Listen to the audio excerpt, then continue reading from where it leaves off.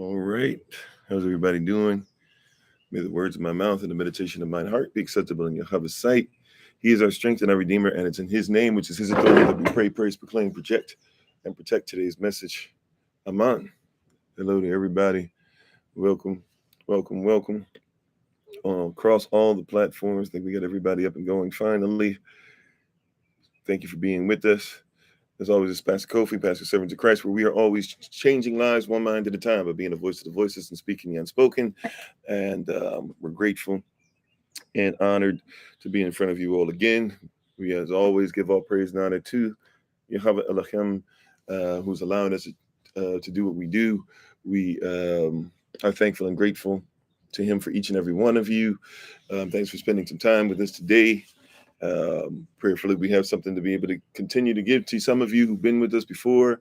If you joined us for the first time, we appreciate you.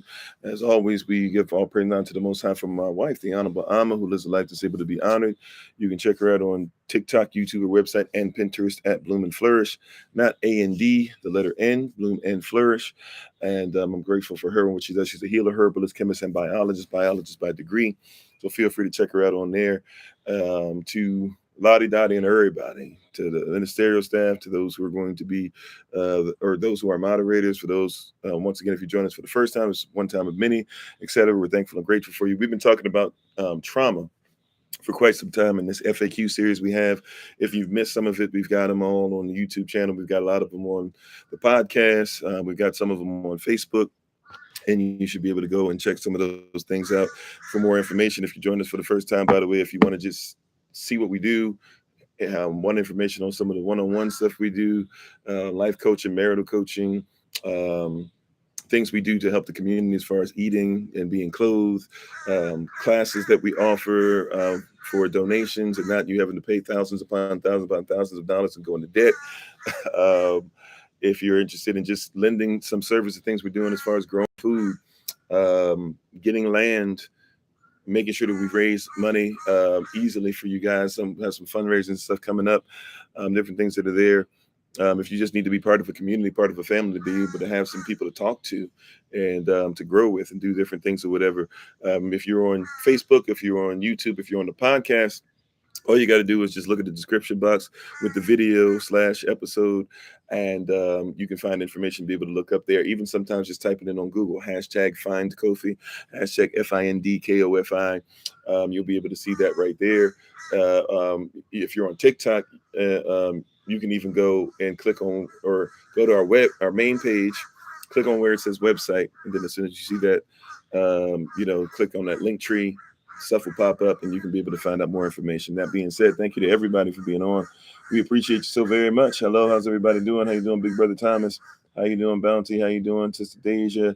How you doing, Abraham? How you doing, Sister Kimberly, Sister Sharice, Ransom, User 144, Sister Shantae, Issa Love, thanks for being on and thanks for being part of the community. Appreciate it. Mons Queen Bomb, how you doing? Thanks for being on. Thanks for being part of the community. Sister Barbara, Sister Sharon, did I say? I think I just said it twice. Is it Miss Mella Life? Thanks for being part of the community. Brazenly, thanks for being part of the community. Hello to you. Hello, Sister Dawn. Hello, Trevon. Hello, Sister Rhonda. Hello, everybody who's joining us. Thank you once again for spending some time with us on this grand rising to everybody. We are focused in and locked in on this FAQ series. How you doing, Just Banks? And we're getting ready to continue to get rid of this trauma, or bare minimum, at least be able to deal with this trauma, right? And go through the process of trying to make sure that we are reaching our goals as in our humanity. So thank you for joining us, and we appreciate you again. We look forward to talking to you guys more and more and more. If you're joining us for the first time, hopefully you'll join us. We're on every rising except for Wednesdays. This schedule is subtract Wednesdays out of what I'm saying, because I take Wednesdays off. But we're on every rising at 8 a.m. Eastern New York time. We're on every weekday at 8 p.m. Eastern or New York time. So besides Wednesdays, we're on every day 8 a.m. Eastern New York time. We're on every weeknights at 8 p.m. Eastern at New York time. And shalom to everybody. Peace be upon everybody. Hola, mi nombre es Kofi. Bonjour, je m'appelle Kofi. Namaste. Ni hao, aquaaba, etasen, habari, jambo, mimi ni Kofi, ninafuraha kukutana na wewe. Um, um, Shalom, Anai Kofi. No matter where you are, no matter what you're doing, thank you for joining us once again. Hello, Minister Select Joseph. Hello, Jay Shepin. Thanks for being part of the community. Joyce, Lamarcus, Watkins. Hello, everybody. Okay, so I'm going to try something before we get started. I'm not sure. I know I'm going to be going off of a picture that many of you won't be able to see. If you're on TikTok, you might be able to see the picture a little bit. We might be able to have to where you can see it somewhat. We're going to try it. We're going to see what happens. All right, I'm not sure if it's going to work out, but we have a little something we're going to talk about today. So in all our trauma, and we've been talking about a lot of stuff dealing with trauma, and I will try my best to answer questions. If you have questions, comments, concerns, you can always put it in the chat. How you doing, Brother Cole? If you're on TikTok, you can even put it in the Q&A box just in case I don't get to it right away, and I can try to come back to it later on. How you doing, Brother Anthony? How you doing? Is it La Jefa? La Jefa? I'm not sure if I'm saying it correctly, but thanks for being on with us. And so if you are able to, you can always go there. But we're going to talk about capitalism today because, believe it or not, I know some people don't want to believe it. However, believe it or not, capitalism is something that has caused a lot of us some trauma. And so we're going to talk about capitalism some today because capitalism is a system of trauma, believe it or not. Now, somebody might say, what do you mean by that? Thanks for being part of the community, Jethro. A lot of people say, what do you mean by that? Capitalism is, in fact, a system of trauma because the definition of capitalism is simple. The definition of capitalism is it's a system, and you can Google it. If you were to Google, I'm talking about if you were to type up what they say, what the capitalists say, capitalism is, right? If you were to look up what the capitalist says capitalism is, they would tell you when you Google it that capitalism is defined as a system in which politics and economics are used to control trade and industry, that a trade and industry is wielded by private corporate. I'm sorry. Yeah, capitalism is a system in which politics and economics are used to control trade and industry, that trade and industry is wielded by private corporations and not by the state or not by the country or not by the government. So, and how you doing, Sister Bree? So, when we're talking about these things, right? We're talking about all these different things having to do with capitalism. We're talking about all these things having to do with trauma. The two go hand in hand because, once again, capitalism is a system. All right.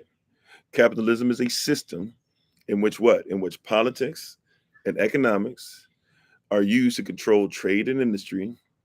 The trade and industry is wielded by the private corporation and not by the state. Right. So we talked about before in this series already that a lot of us have dealt with trauma because trauma develops even when you don't know that it's there. So just because nobody told you the truth about capitalism, and thanks for being part of Community Bird, just because nobody told you that there's a system set up for you to have to grind, a system set up for you that says that grinding is more important than living.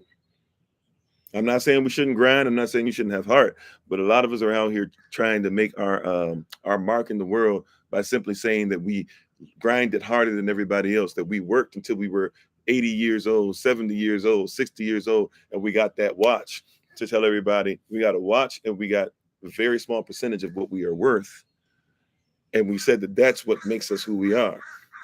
Right. And a lot of people look at me and they go, oh, you're somebody who's there. A lot of people come on and say, well, you'll never get a 9 to 5 or something like that. I'm so thankful that you've gotten it because I'm not here to get a 9 to 5, nor am I here to tell you that your all your success is based upon working out what it is that you believe. Right. In other words, working out what you believe. In other words, you think that grinding to the day that you die is what makes you great.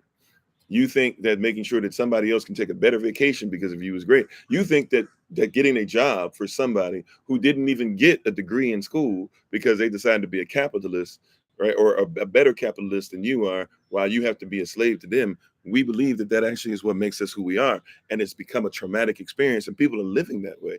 People are having their marriages ended. Remember we talked about this the other day. People say, "Oh, this is God's country." We do Alachem and not God, but for example, people say this is God's country. Well, if it's God's country, then why is the number one reason for divorce money?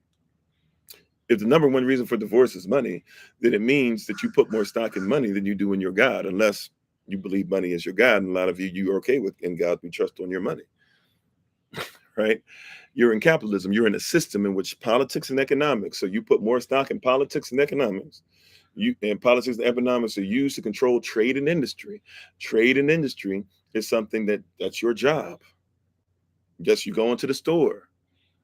Trade and industry that runs your life, and it runs your life by the elites.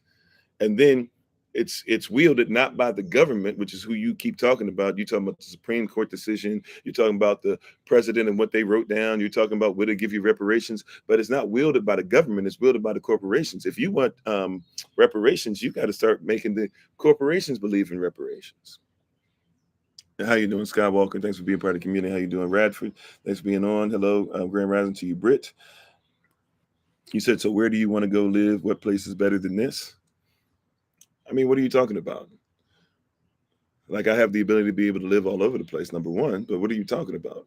And we're going to go own land. I'm not talking about that you can't live. You're saying what? Live in the United States. So you're not catching it. You're living in the system. I'm talking about the system. I'm talking about the system.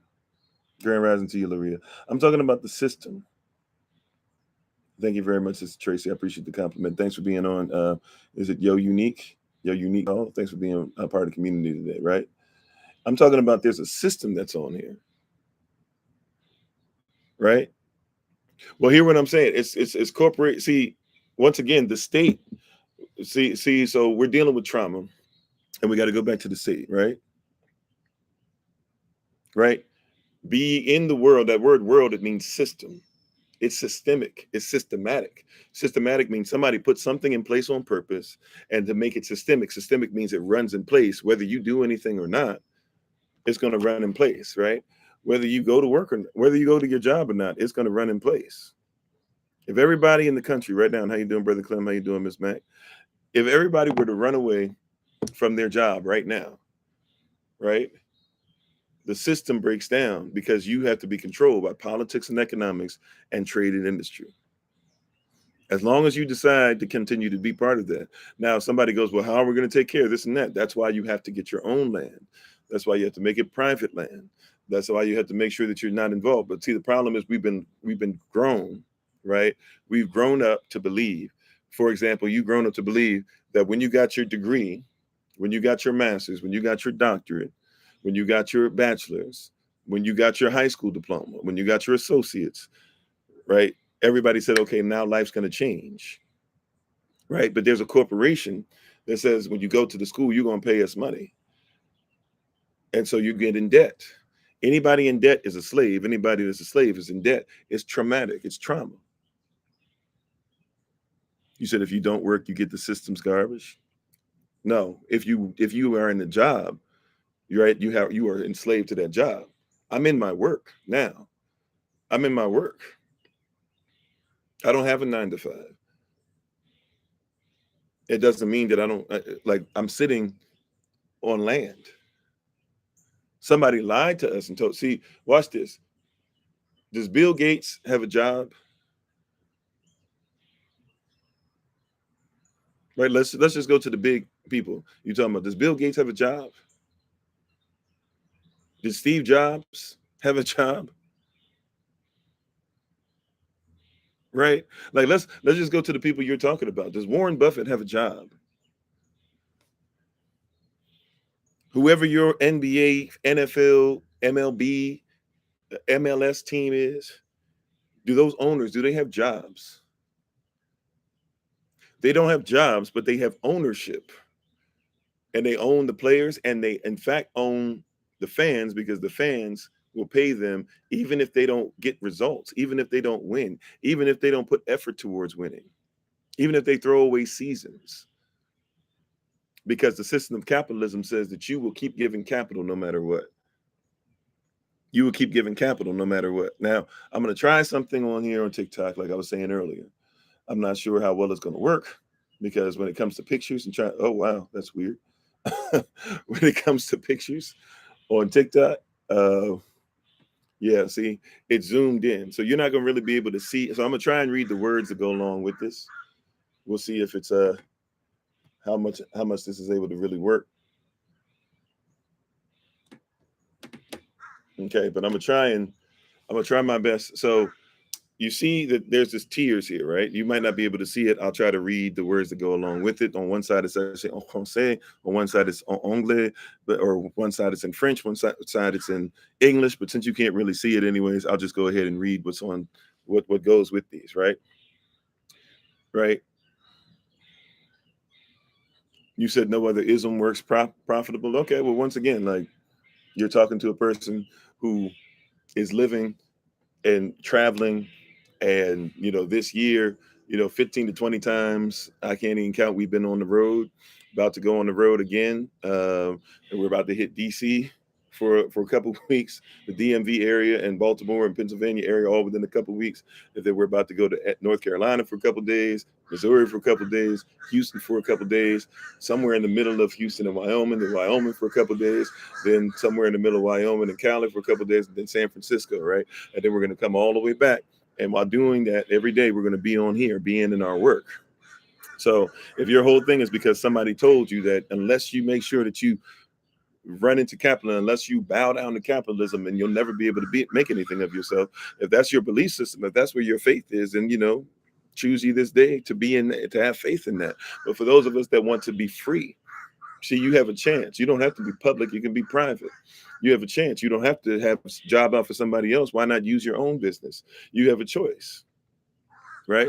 The choice is yours. But if you decide you want to stay part of the system, you work. And by the way, I'm not saying that you can't work hard. If you're in the system right now and you're trying to get out of it, do well at the job until you're able to get those things together. But the goal ultimately should be to make sure that you can be in your work and not toil. The word job means to toil. Why would you toil?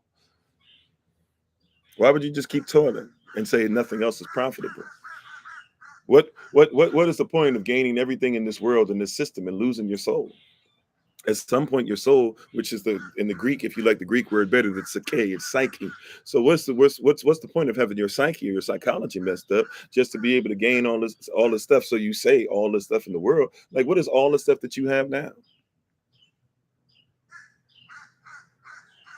Right? How you doing, King Rose? Thanks for being part of the community.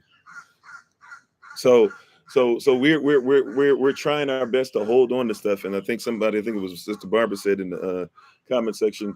Looks like she might put in the Q&A box, talking about that we're part of all these other things. We're having a conversation about all these different things, and we're not with like-minded people. Watch this. The like-minded people we're with, their mindset says that you're supposed to be controlled. Even people that go to church, when they say lay people in the church, that comes from a doctrine called Nicolaitan doctrine. Nikos and laity.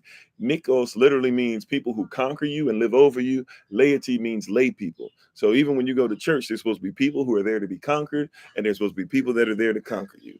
That's what a lot of your churches are. A lot of people don't go to church today, or this day, mark this day as a day that a whole bunch of people, some of you are even going to get off, and I'm not mad at you, right? Do what you do, but I'm just saying, a lot of y'all going to get off the live today when we're speaking about freedom and go sit as a lay person for somebody else to conquer you with a word. And you're hoping that word is actually what you believe in, because a lot of times you'll even find out that they're not even speaking the correct culture. How you doing, C.S. Clown?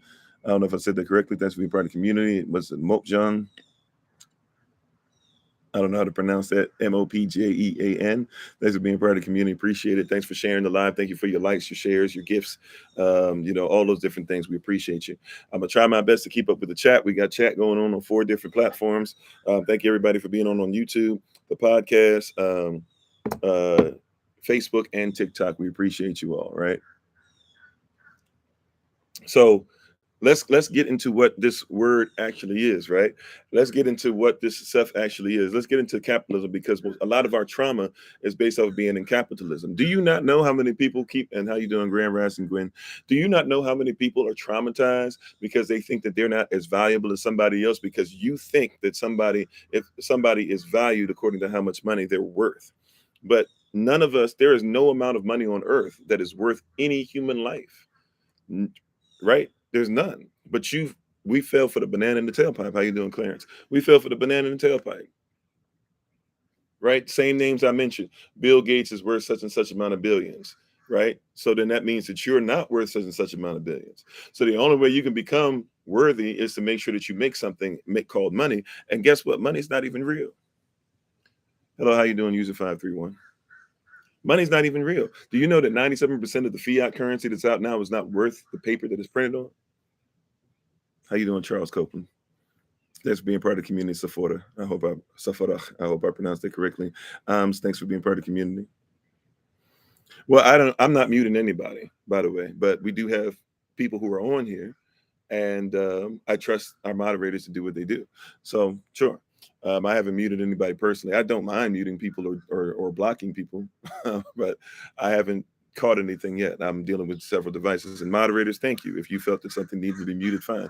But if you'd like to put your question again, since you got muted, I didn't. When you got muted, I didn't even have a chance to see your question. So hopefully you actually will, treat each other like human beings on here. If not, that's what we have moderators for. Nevertheless, when we're right, and if you feel like you've been wronged, okay, like try and put your question here. Maybe it was the way that you asked your question. I don't know. We try to make sure that this is a safe space for people. All right. How you doing, Sister Helen? You said if money's not real, then try buying food with a smile and see what happens. No. You know what? I don't try buying food with a smile, right? You know what I do? I grow a lot of my own food. If I choose to go out and have food somewhere else, sure, I will go partake. By the way, my wife is a herbalist. So guess what we know how to also do? We know how to forage for food, right? I already know how to shoot and everything and qualified to be able to carry, been able to do that since I was in the United States military, right? However, if I want to, I can go hunt. I can go fishing. My son can go fishing. So you're talking about I have to go buy food. You're like, try go buying food with money. No. I don't have to. I don't have to do that. If you want to do that, you can. See, it's a system. If you decide, you can make a decision. Right? I'm all over the place.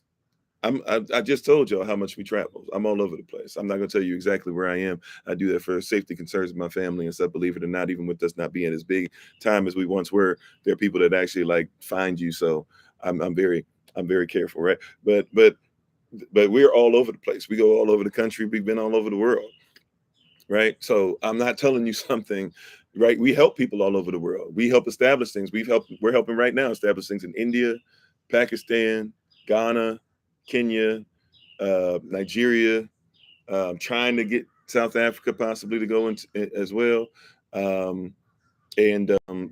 Looking at starting to do some stuff in South America, helping in Canada. We've helped people in Mexico, the United States of America, of course, in England. So yeah, but see, you guys had this thing, see, and so money's not real. And here's something that even with money, a lot of these people, they don't even use money. When you own the land, when you own the stuff, you don't even use the money. Like the money is something you spend money. Like this is how money works. You don't spend money, right? Just to make, or you don't spend money just to have things. You spend money to get real stuff. Capitalism says that you're so involved in trading industry that you're just trying to trade for the sake of trading. If you're going to trade, at least trade for something that's valuable. Land is more valuable than trading just to say that you got some chicken. If you want chicken, get land and get chickens, right? And even if you can't eat chicken, even if you only get 3 chickens, get a chicken coop, have 3 chickens. Those 3 chickens will give you a dozen eggs, bare minimum, and they'll be natural. Matter of fact, you don't even know. A lot of people don't even know this. If you go, for example, if you're looking for eggs, and you go to the store, why would you want to go to the store to get eggs? Okay, you're a Leninist, you're a Marxist. Okay, I'm not, but that's cool. To each their own, right? Why would you go to the store to get eggs, though? Do you know that a lot of you have never actually seen natural eggs? Can we just, can we just have an actual conversation? You said everything costs money, bro. Even the device you're recording with. Okay, cool. Yeah, okay. What I'm saying is that I don't have to go and, okay, watch this, because you're stuck on, I got to make money, I got to have a job, I got to do this. Okay, we're stuck on that. You ready? Yes. Do I have what's called money? By the way, if you carry a debit card, if you carry a credit card, you're not carrying around cash. And even when you carry around cash, by definition, by the Constitution, cash is not, by the Constitution, I'm not talking about what you want. I'm not talking about what you think. I'm not talking about what you were taught. I'm talking about being constitutional. See, when you're sovereign, you're really, really good at being constitutional. You ready? So according to the Constitution, according to how your government works, okay, your your money is not of any value unless it's backed up by gold or silver. If there is no gold or silver, then your money's not real. So we're playing a game. We're playing Monopoly. Exactly, James. We're playing a game. We're playing Monopoly. You think that you're dealing with actual stuff that's going on, but we're playing a game. We're playing Monopoly. Watch this. You know what's more valuable than your dollar? Your birth certificate, your social security card. That's more valuable than your birth certificate. And because you don't know how to make sure that you're not a U.S. citizen and you haven't become a non-citizen national, which means that you can be in the system but not of it, you're talking to me as if we're in the same system. I don't live in the same system that you live in. You mad about Donald Trump because he had to pay taxes, right? But he told some of y'all the game. Waka Flocka told you the game that Donald Trump taught you. For those of you who are in the hip hop, listen to what he said about how you don't even have to do those things, right? You don't have to partake in any of those things, right? You're stuck in a system. You're stuck in something crucial, right? Like every birth certificate, and this is from years ago, so I'm not even sure what it is now, but every birth certificate last time I checked was what, like worth $6+ million, $6 million plus a birth certificate. Why? Because they believe the average for every person that they're going to make in their lifetime is $6 million. So they're bartering with your birth certificate. There is no money. When they talk to you about the national debt, you know, what is it, 30 plus trillion, whatever it is now, $30+ trillion that you're in debt, and they say that you have a sign of the national debt. That's only if you're a slave to the system. Thanks for being part of the community. Ghost 332 star to you. How you doing? Thanks for being part of the community today. Right? Like, this is what's going on. You're having a conversation that has nothing to do with what we're talking about, because you think that I'm in the same system that you're in. You think that Donald Trump is in the same system that you are. You think that Bill Gates is in the same system that you are. You think that Joe Biden is in the same system that you are. You think that Barack Obama is in the same system that you are. You think that Hillary Clinton is in the same system that you are. They're not in the same system. They're not. And if they are, they do what they need to do in it because they know how capitalism works, and then they come out of it and they have you keep jobbing out in the same system. There's a reason why they don't pay taxes. Yeah, they're private, and you can be private.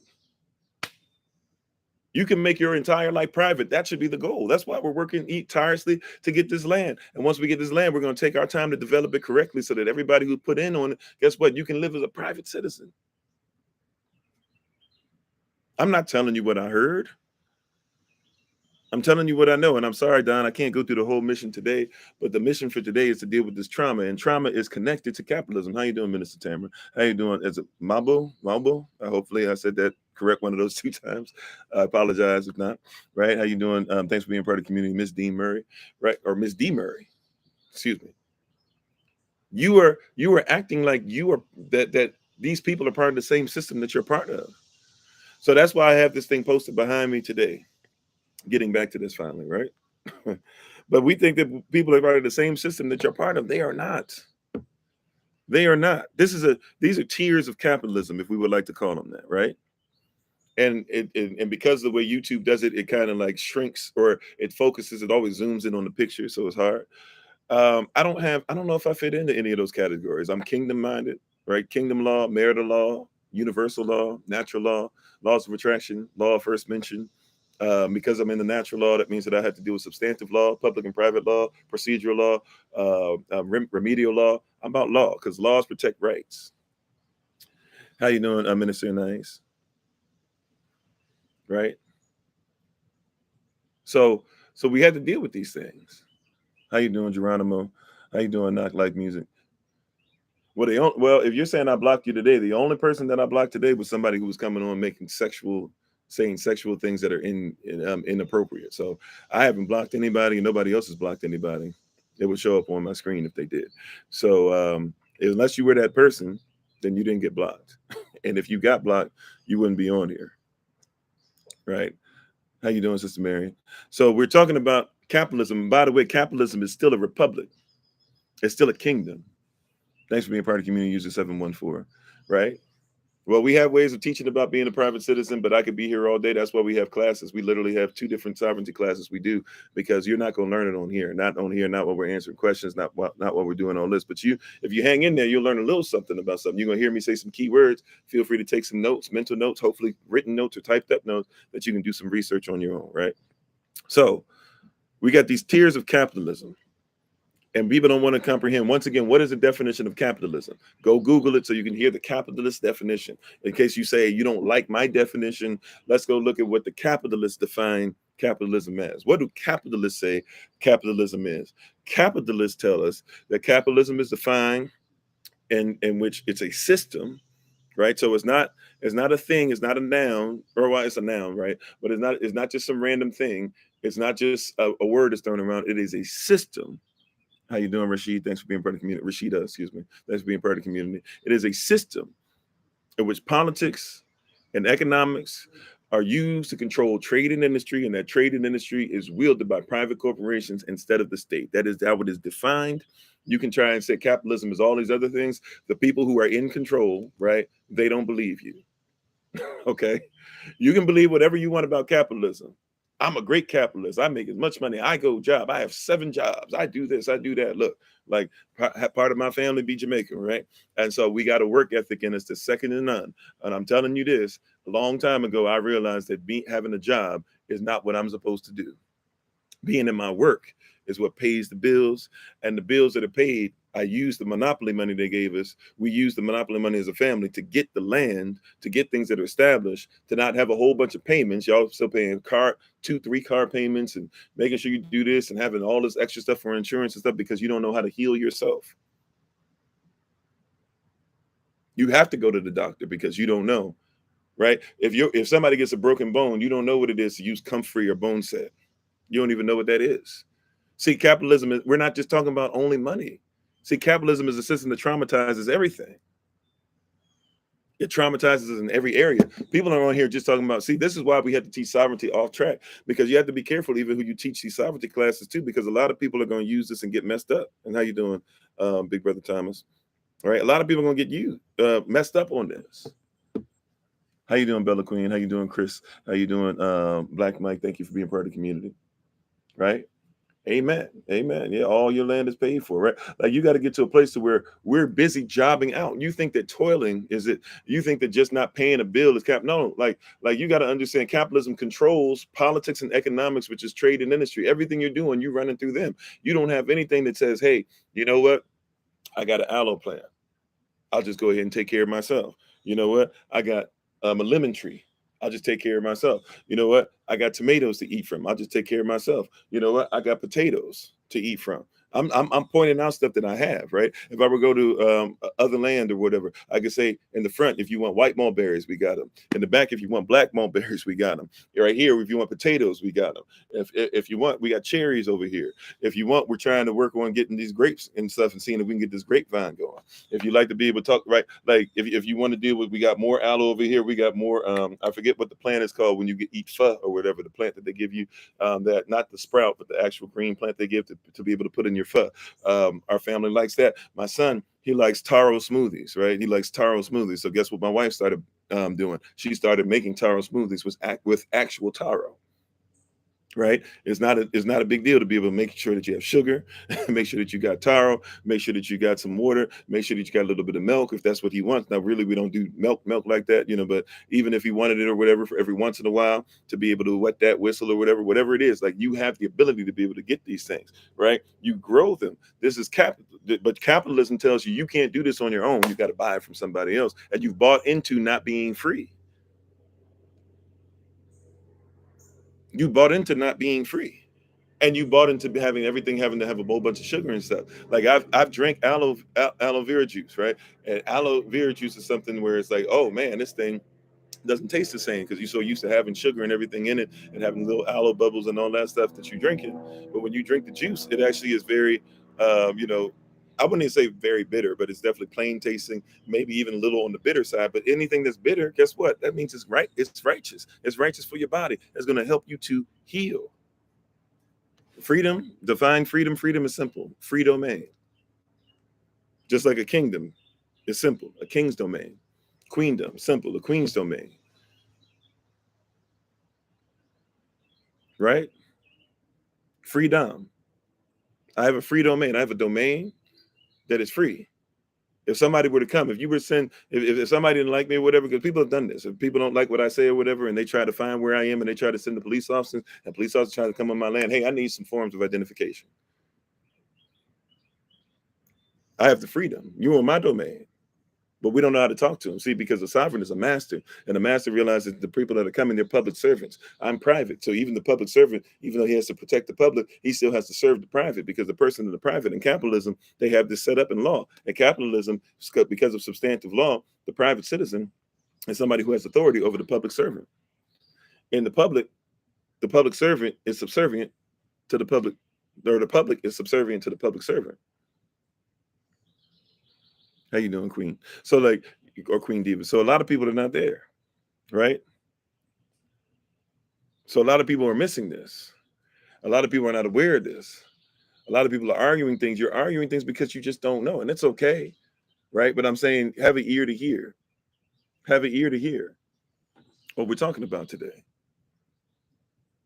Have an ear to hear. So, anyways, so I can't show you the whole thing, because on TikTok, when you try to show pictures, it will basically zoom in on the picture, so you can't see the words on the side. So I'm going to give you the words that are on the side, right? So up top, right where the money is, you might not even be able to see this part.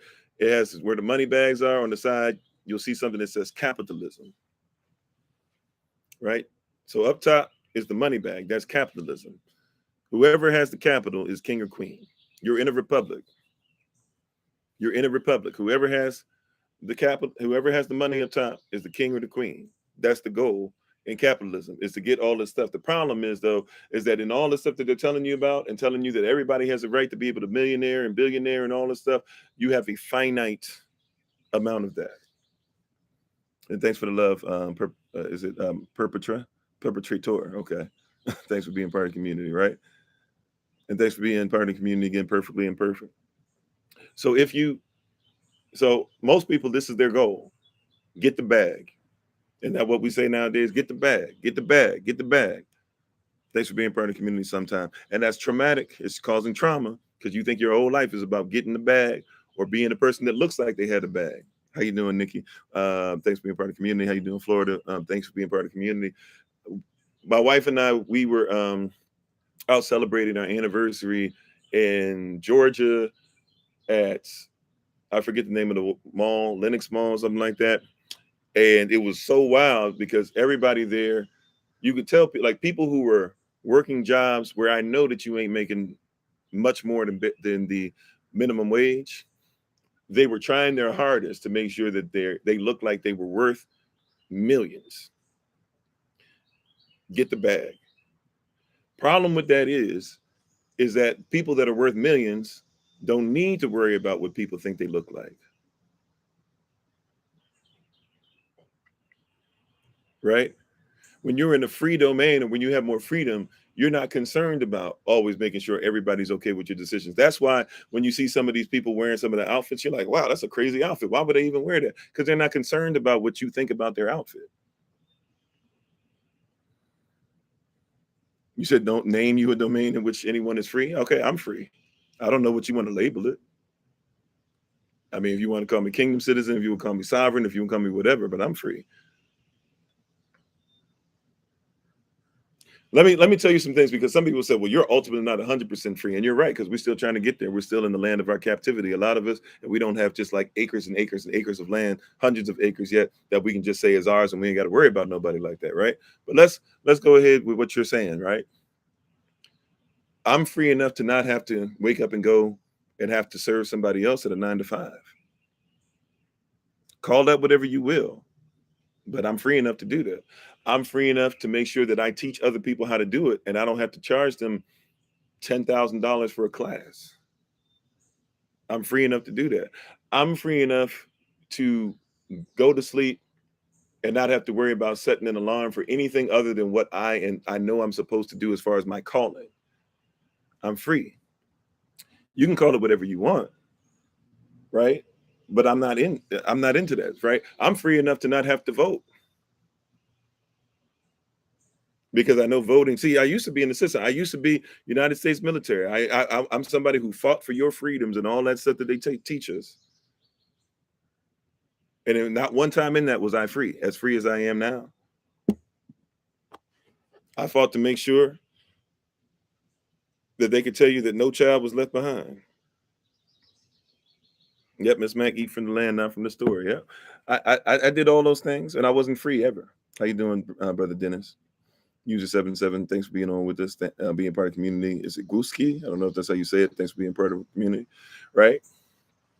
So I'm free enough. I was in the United States Navy. I don't know if that makes a difference. You know, how you doing, Delta? Thanks for being part of the community. Peace and love. Hello, Roberto. Are you talking about you from Brazil? You saying hi, Brazil? Okay. Hi, Brazil. Coogie Cool or Coogie Cool, I think. Thanks for being part of the community. Right. Hello, Coach. Thanks. Right. Thanks for being part of the community, Sakari. Right. Let's keep this 100. Right. The goal for everybody is what, to make as much money as possible. So the problem is when you were raised with that mindset, when your goal was, I got to make as much money, I got to get the bag, I got to make as much money as possible. Problem with that is now your goal is not humanity, right? Your goal is not to be ethical. Your goal is not to make sure that you have love for your fellow man.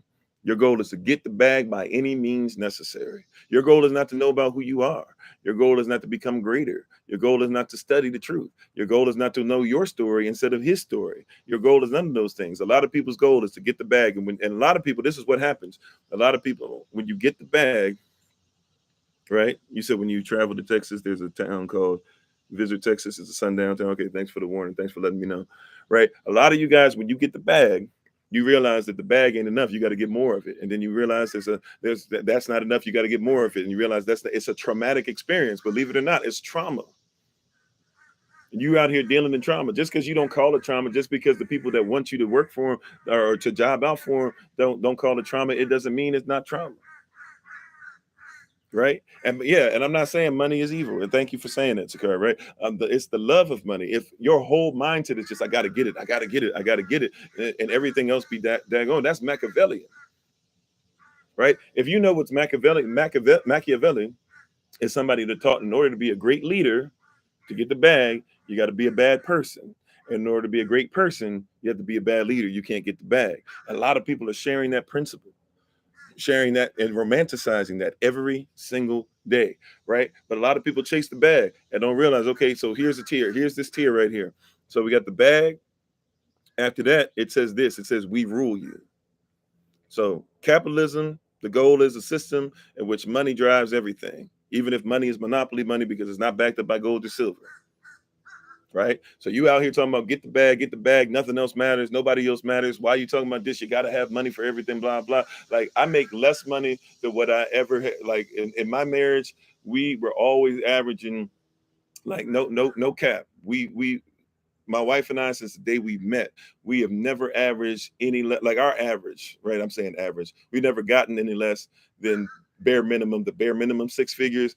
When we were in capitalism, we never averaged any less, right? Then probably, 140, something like that a year. Okay. I'm not telling you I don't know about capitalism and how it doesn't work. Right. I'm telling you though that we make extremely less, a lot less than what we did then. But because we got real stuff like land and things like that, when we decided to leave the system, guess what? We're doing the same lifestyle that we had back then with extremely less. And now when I say extremely less, I'm not talking about, oh, we just making 6 figures. No. I'm not saying we're making mid 5 figures. No, like people think that all this stuff, but we know how to take what we have and utilize it and make sure that we use exactly what we want to get exactly what we need.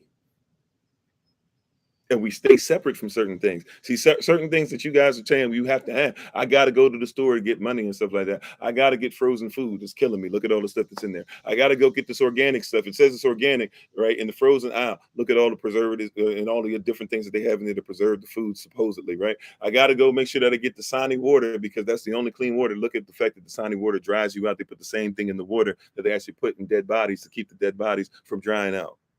right? Or I'm sorry, from getting moisture rather, right? Like you're going to a system that kills people and talking about you're going to compare it to a system that causes freedom. Whether you know that's traumatic or not, that's highly traumatic. That's trauma at another level. And by choice, you're signing up for it. Hello, is it I don't know how to pronounce it. Is it well, GYALISRAQUI? Thank you for being part of the community. We appreciate it. Hello, Goonies. Thanks for being part of the community today. We appreciate you. Right. So, up top we got capitalism. The next tier down, right? Or I'm sorry, we got the bag. Capitalism, the bag. Get the bag at all costs. Next one after that is what? Is we rule you. Now, who is up there and we rule you? Look at who's on there. These are your kings, right? So they are kings. These are your kings. These are your presidents. These are your emperors. These are your prime ministers. These are your governors. Well, actually, no. We'll leave the governors off for a second. These are the people you vote in, or these are the people you keep lifting up. By the way, do you know that we would call these heads of state? If you want to use a legal term, we would call these heads of state. They cause trauma. These are heads of state. Now look up the definition of head of state and you will discover that the president of the United States is a head of state. But see, this head of state that you call a president, he's we would call him a figurehead. He's not really the head of anything because capitalism is defined by politics and economics that use trade and industry, right? All the stuff down here we're going to get into, right? And is wielded by private corporations who control the state. You think that the people you see on this tier are the problem. Problem is that really what you're chasing in this money is given out by the people you can't see. I want you to recognize that as we go down this list, as we go down these tiers, and I'm not even sure, in all honesty, I think I just Googled capitalism and it was one of the images, but you have to look for yourself. I apologize. I don't even remember where I found this, right? Actually, I didn't even find this. My wife found this. Let me give credit where credit is due. The Honorable Amma, she found this, right? And she gave it to me a couple of days ago, and I was praying about how we're going to be able to use this in certain things and where were we going to talk about this, right? But you got to understand the people that you don't see are the people that are in control. If you actually knew what the color white actually meant, you would try to look for real white people. Now, white is a social construct, I get it, but the color white didn't even used to be considered to be a color. If somebody said white just 100, 200, well, really 200, 300 years ago, and then really especially, I guess they messed it up so much we had to almost say in the 1500s was the last time it was kind of pure thought this way. But when somebody would say white just meant absent of color.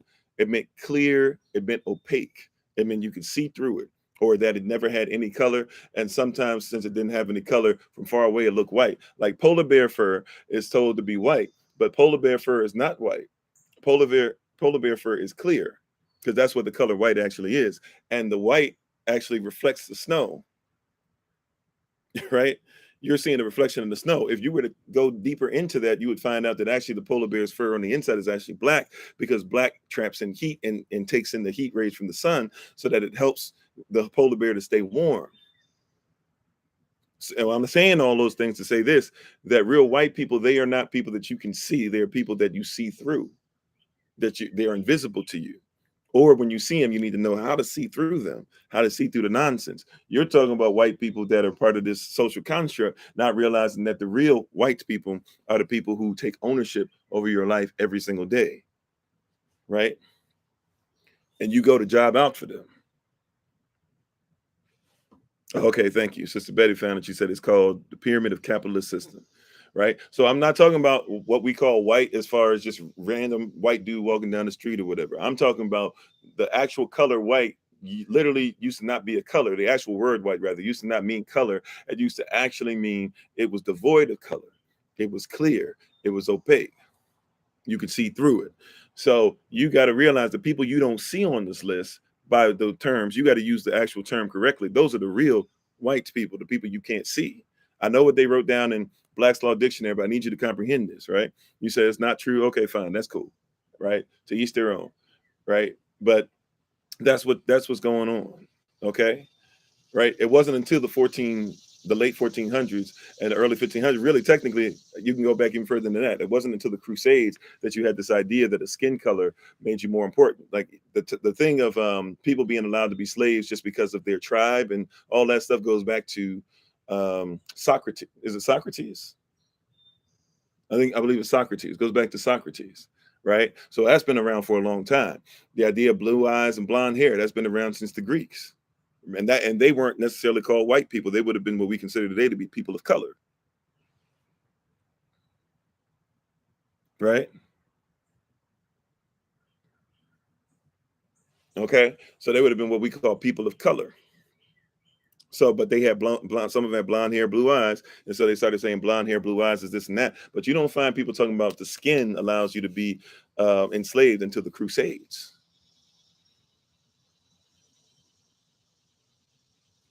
And they did that partially so that they could not only take over land, but they could have slaves. The slaves were the capital. There was a system of capitalism. Before we even get to chattel slavery, this is a spirit that's been going on for a long time. I know some of y'all don't like that word, but it is what it is. This is a spirit. This is a pneumatical thought. This is a psychological breeding ground that has allowed for people to go ahead and keep having this false sense of security. Social construct. That's why I said social construct. Not with. I'm not against you, right? But let's not act like this social construct hasn't manifested into the physical. So just because it has manifested into physical, I would agree with you that race being used to deal with color is something that was made up because race in the beginning was about a competition. On your marks, get set, go, race, right? But the competition was about fighting each other. When the competition was about getting more slaves, and then they found out that certain colored people could be slaves better than others, then the competition started dealing with using people who were darker skinned, who could be in the sun longer and do there's certain things that other people couldn't do. It became about a competition to get those, which is why now racism, this system, ISM on any word makes it a system. So racism used to be is a competition based off, is a systemic competition, right? Who's is a system set up on let's compete against each other. But if the system starts going into color, then we have to say, even though it's a social construct, that there's some real results that happen from it. So I'm with you. Yes, social construct, but we're not going to act like there are not real results, right? Like I can tell you straight up, for a man to say that a woman ain't nothing but to be a subservient to them, that ain't real. That's foolishness. But hey, guess what? People have been teaching that. So there's some real results that have happened. There's some traumatic experiences that have happened because of that. And since that has happened, I have to treat it like it's a real thing, at least in your mind, because the mind definitely is having an issue trying to figure out the cognitive dissonance. Is it real or is it not? You said, nah, when Great Britain occupied the majority of countries, they pushed their beauty standards on people. You don't think that the Greeks pushed their beauty standards on people?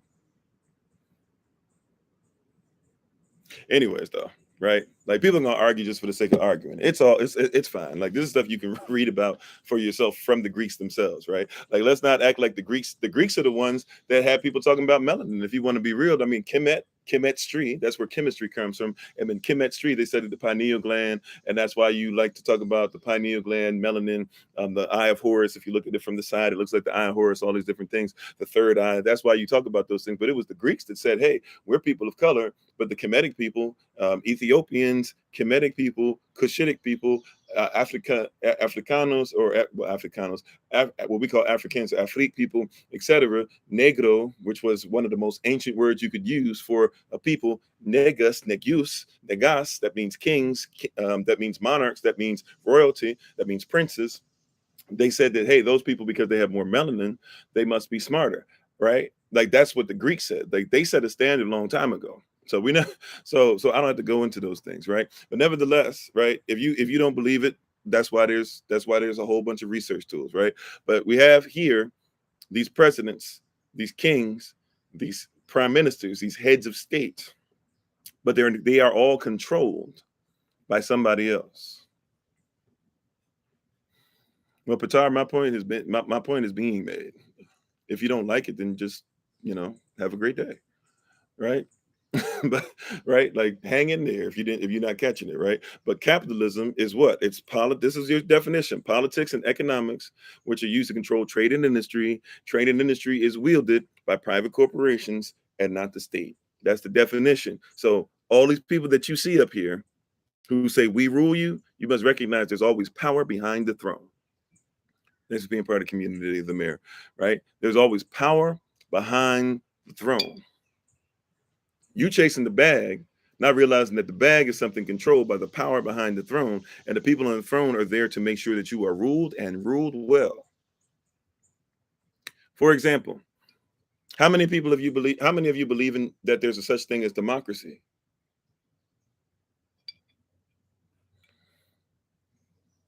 See, we got to challenge capitalism if we're going to challenge trauma, right? How many people believe that there's a such thing as democracy?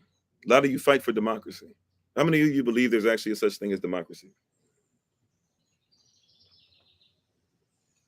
You vote for it, right? Supposedly, because voting is democratic. You vote because there's democracy, don't you? I mean, how many of you actually believe in democracy? I'm not talking about that you don't believe that it works. I'm talking about, do you believe that there's a democracy? Do you believe that America, that England, that France, that Spain, that Ghana, that Nigeria, that India, that Pakistan, that China, that Japan, all these republics out here, do you believe that there's a such thing as democracy? If you're, watch this, if you are an American citizen, you shouldn't believe there's a such thing as democracy. You said democracy is mob rule, kind of, sort of, but democracy is not even something that's in your constitution. I say this all the time: read your Bible, it'll bless you. How about this? How about this? Read your Constitution, it'll bless you.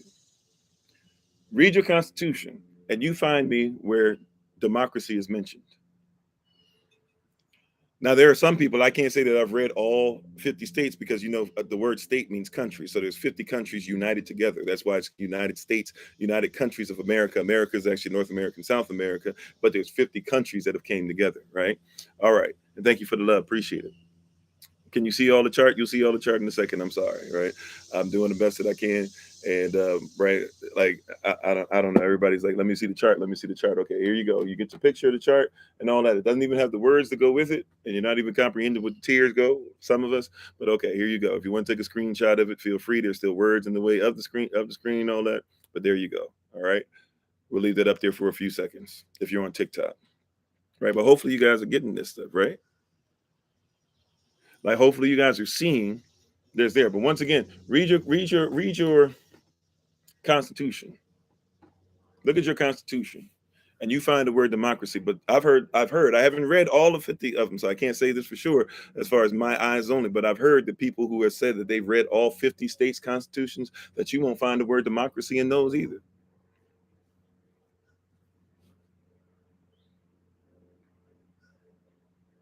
Well, you can't say America has 52 states because there are 52 countries, right? Right. If you're talking about like Puerto Rico or something like that's not a country. That's not a state. They want statehood. You can't talk about Washington D.C. D.C. is not that. You can't talk about. I'm about to say Guam, but that's not what I'm looking for.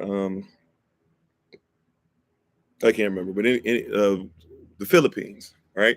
You can't talk, but those aren't countries; those are territories. Territory is just a slick word for saying that it's it's a colony, right? You don't, right, like you're in a republic, you're in a kingdom, and you don't know that a president is the same thing as a king. And this president, you think you vote the president in. But that's why they have the electoral college, because in case you don't want to go ahead and make sure that you vote that king in, they make sure that there's an electoral college to say that king will still be in charge.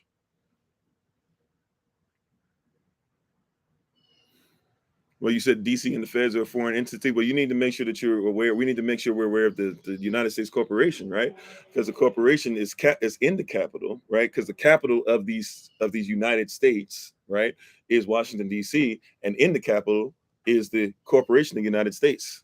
And if you don't believe that, by the way, all you got to do is look stuff up, right? 28 USC 3002 15A, right? It's like needing to know Genesis 1:1.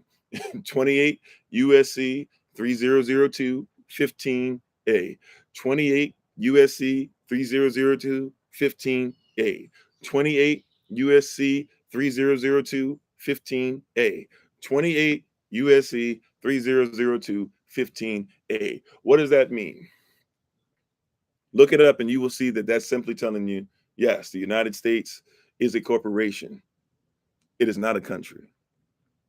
But once again, going back to democracy, you're looking at democracy, thinking that you're voting in the president or whatever. You don't recognize that there's no such word as democracy in your constitution. DC is not counted as one of the other states of the United States. It's not. That's why DC has certain privileges that other states don't have, by the way. So depending on what you want to do, you might want to be in DC. Just know that, but if you're in DC, you can't own land.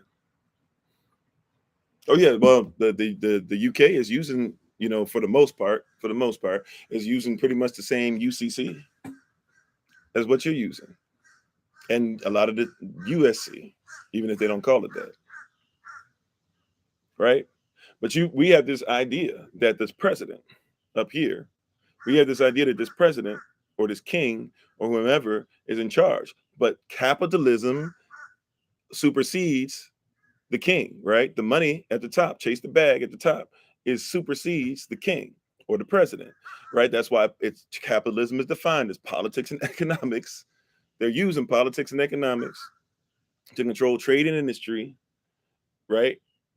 And to be able to do so, the people who do so, they are the people who own the corporations, and it's not the state. You think that the state or the country, you think that the government has power. And that's part of the problem. You're talking about working or having a job, toiling for somebody, and they don't even have power themselves. Why would you be part of that?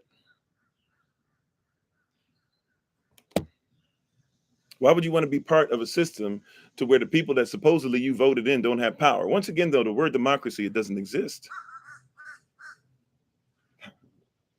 Right? And all this church service people going to today, hallelujah and stuff. You need to give a hallelujah for that and praise God for that. Like that's all this stuff that don't exist. You're in a fake corporation who takes the things that don't exist, get you to sign off on it. Your signature, one of the most powerful things that ever exists in the universe, because your name, the word name means authority. You are authorizing this foolishness to happen to you constantly and consistently. You are authorizing this stuff to happen to you constantly and consistently because you sign off on it all day, every day. You send your children to learn, right? You even want them to get in earlier. You sitting up there, oh, I hope I can get my child. I hope they qualify that I can pay for them to go to preschool at age 2. So that from age 2 all the way to age 25, 28, 30, depending on how much education they're going to get, that they can literally be trained to be in capitalism so that they can continue the same system. It's systemic. I told you it's systemic. That means when it was systematically put in place, that means on purpose, it was systemic. It was designed to continue even without you knowing about it. Even when you learn about it, a lot of y'all ain't going to be, see, you're thinking you're going to put your babies in and they're going to become the next governors and they're going to become the next mayors and they're going to be the ones to change. But you don't change a wicked system if the system is based off of being wicked. Some of y'all want to destroy it, and to those of you, hey, try your best. Some of us have decided, why not be separate of it?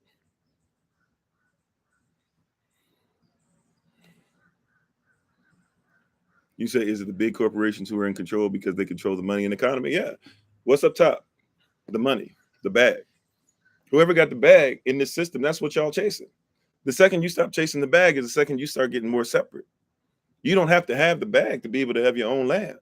And if you need to get some of the bag, you get a little piece of it, you get a fraction of it, get the land and do what you want to do on your land. Your land is allodial. Once you make sure, now you got to make sure you got the bundle of rights. But once you own the land, that's yours. I'm not an Israelite. Okay.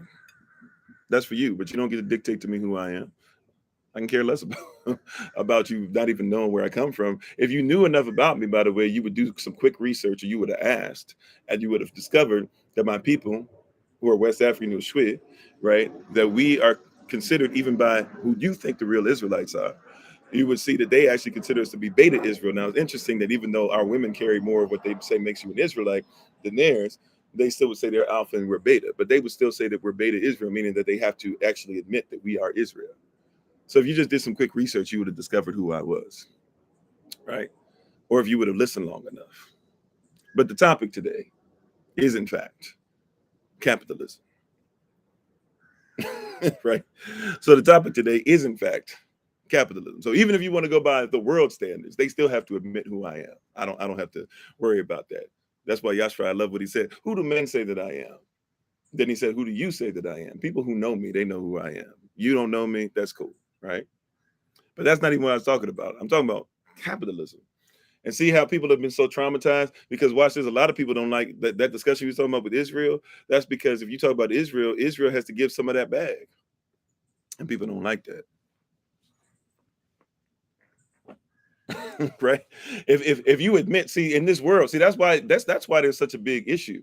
If you admit that the Bible says that Solomon had locks, if you admit that the Bible says that Samson had locks, if you admit that the Bible says that Yashra had extremely dark skin, if you admit that Israelites were mixed with people of Kemet and they had extremely dark skin, if you admit that Joseph and mixed in with Kemet, and there came a time to where when his own brothers, came looking for him, could not recognize who he was because he and them, which means that the brothers and the Kemetic people looked so much alike that they couldn't tell that Joseph was one of them. If you discover that it was hundreds of years that Israel and Kemet were mixed together before some of Kemet would cause genocide against their own people. That's what happened with Israel and Kemet. And people don't want to admit that Moses had to be married to a Cushitic woman, a Cushite woman. It was Cush that went up there too. So when you talking about this Bible, read your Bible, it'll bless you. But if you're going to read it properly, and you'll see that all of us went up there together, and then we went into the land of Canaan. And everybody in Canaan wasn't killed off. We actually mixed up with some of these people. And so now you call them Phoenician and stuff, but then you got to admit that the people who wrote the phonetic alphabet, which is ancient Hebrew writing, or what we would call Avda, if you admit that, that means that Israel has to pay. That's what the fight is about when people say you're not an Israelite or you are an Israelite. That's what the fight is about. It's a capitalist fight. In this system, me being who I am says that they have to pay me. And they don't want to do that, so they have to deny who I am. Even when you talk about Asia, by the way, you know that Asia and Africa and Europe, they're not different continents. I know somebody taught you there were 7 continents. There's only 4. What is a continent? A continent is a large landmass completely surrounded by water. Is North America or South America completely surrounded by water? Of course not. So guess what? It's one continent. Is Australia completely surrounded by water? Yes. Is Antarctica completely surrounded by water? Yes. Is Africa completely surrounded by water? No. Is Asia completely surrounded by water? No. Is Europe completely surrounded by water? No. Which means that all of them are one continent. But we can go a little deeper if you want. See, because they're trying to financially get us. They're trying to separate. They're trying to get you to fight against one another. Well, no, we're Asiatic. No, we're this. No. Like, there's only one continent anyways, because all of us are still connected to the same landmass underneath the water. No matter what you believe the water looks like or what the earth looks like, we're all still connected to the same land underneath, which means we're all one continent. We're all one continent, which means that we all one in the first place. But see, because that you won't recognize that, your capitalism tells you to make sure that you're separated. These people tell you, hey, look, I'm under this king. I'm under that king. I'm under the Canadian kings. I'm under the American kings. I'm under the black kings. I'm under the Asiatic kings. I'm under the Moorish king. I'm under this. We're all one. If you ain't gonna come together in this, then you gotta come out of this. You got to come out of the world. You got to come out of the system long enough to be able to see it what it is for what it is. I didn't redefine the word continent, by the way, right? We refined it. It was fine the way it was. That was the original definition. The continent, the definition of continent is a large landmass completely surrounded by water. That's the definition of a continent. If that's the original definition of a continent, then how in the world did you get Europe? Matter of fact, remember Europe, by the way, see, this is how capitalism messes you up. Europe used to mean anything that belonged to Rome. Europa used to mean Rome conquered you. So a European is somebody who says, I'm trying to say that I'm romantic in my values. I'm still conquered by Rome. That's why a lot of you are very romantic. You can be romantic and not be loving. A lot of you are very romantic. You're very romantic. You romanticize this because Rome and Greece and the Etruscans and others informed you of some things that have messed up your psychology. But you are very romantic. But the reality is that Rome is not the end all be all. But say, since you want to be in Rome, when in Rome, you do as the Romans do. So you want to be European, be European. But before there was a such thing as Europe, it was just Asia, right? You had Asia Minor, you had the regular Asia, all this stuff. Then you had what? Then eventually they started dealing with some Eurasia type stuff. No, I'm not a Christian. You started dealing with some Eurasia type stuff. And then not only that, then it became Europe. But Europe was not a continent, and it is not a continent. It is a peninsula. You know what a peninsula is, right? A peninsula is three sides surrounded by water and one side connected to land. Asia is not a continent. It is a peninsula, three sides surrounded by water, but then connected to land. Africa is not a continent. It is a peninsula, three sides surrounded by water, but connected to land, right? Africa, like Kemet and Israel, are connected. I know you don't like it, but that's real. But capitalism teaches you to be so separate that we can't even come together. That's why I'm trying to tell you it's a system. You think when I'm talking about sovereignty, when I'm talking about capitalism, I'm only talking about money. Money is what drives your mindset, but they have to change your mindset in order to drive you towards the money. Your mind is off. Our people used to say it like this, boy, girl, you ain't in your right mind. It's not your mind. You in somebody else's. You said that's like saying Africa is an island. No, it's not like saying Africa is an island. A peninsula is a large landmass with three sides surrounded by water. Go to Africa. Have you ever been to Kemet? Have you ever been to Israel? Have you ever been, where Spain is? Go over to there and see if land connects. Go see for yourself if there's actually land that connects. If the land connects, then it's connected. And even some of the places where it's hard to see the land connects, they actually carved out dirt to try and say that we're separate. But if you look just a little further down and go underwater, you will still see that there's dirt, that there's land that you're still connected to. Just because they tried to carve it out doesn't mean that it's not a continent. And even if you go to Israel, if you look at it, there's a sign that will be facing Africa, and you will see on the sign that it says that you are still on the plate of Africa. So it's still saying, even though you might have to look over some water, they still consider it to be African land. Just because somebody conquered them and conquered a people called Israel, and then put some other people there and told you there's a such thing as a Middle East. By the way, the Middle East didn't even exist until the late 1800s, right? But you so indoctrinated because you believe whatever your king tells you.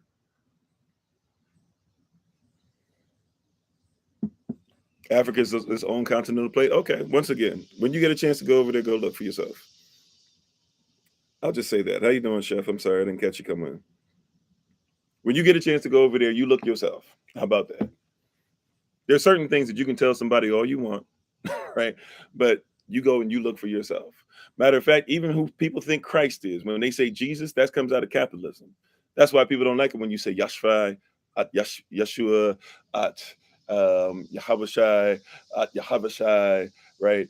At Yahushua. Like they don't like that because one says capitalism, one says kingdom. Now, both are kingdoms, but capitalism is different. And people are sitting up here having an argument because you bow down to your king. May I tell you something else? May I go back real quick? And we're going to be on for a while today. I know a while for us is a while, but we ain't going to do, just a couple hours today. We're going to be on for a while today. So those who want to hang in there, I know some of y'all got to go to church. You got to get in the system again, right? You got to go to that circus. That's what the word church, cirque, it actually comes from the same root word as circus. So some of y'all got to go there today. I get it, right? I used to do the same thing, right? But let's keep this 100. Let's keep this 100 today. Let's make sure that we get this value. Some of y'all never heard this stuff before. Some of you've heard it, but maybe never had the context. Some of you had the context, maybe never had the facts. Let's give some facts. Let's get some context to that. Because people out here running off and don't realize what we're doing. That you're unapologetically sound. You're dealing with Dunning-Kruger effect. Allow me to be able to help you some. Right? Allow me to help you some. Okay? Allow me to help you some. You're dealing with these kings and you think there's a democracy. Once again, democracy is not even in your constitution. Democracy is not even in your constitution. What's behind me? I'm sorry. I've already flipped it up so everybody can see it. I'll flip it through. I'm sorry. I'm not going to be able to keep flipping and flipping and flipping because I got to be able to read what's going on. So I apologize to those on TikTok that see the stuff on there. Those that are on the other platforms, thanks for hanging in there and listening to what I'm trying to talk about with these tiers, right? But I need you to see, you think that these kings, these monarchs, these heads of state, these presidents, these prime ministers, you think that what they tell you is righteous or that it's legal. But they've been hitting you long time, messing with your mind, messing with your mindset.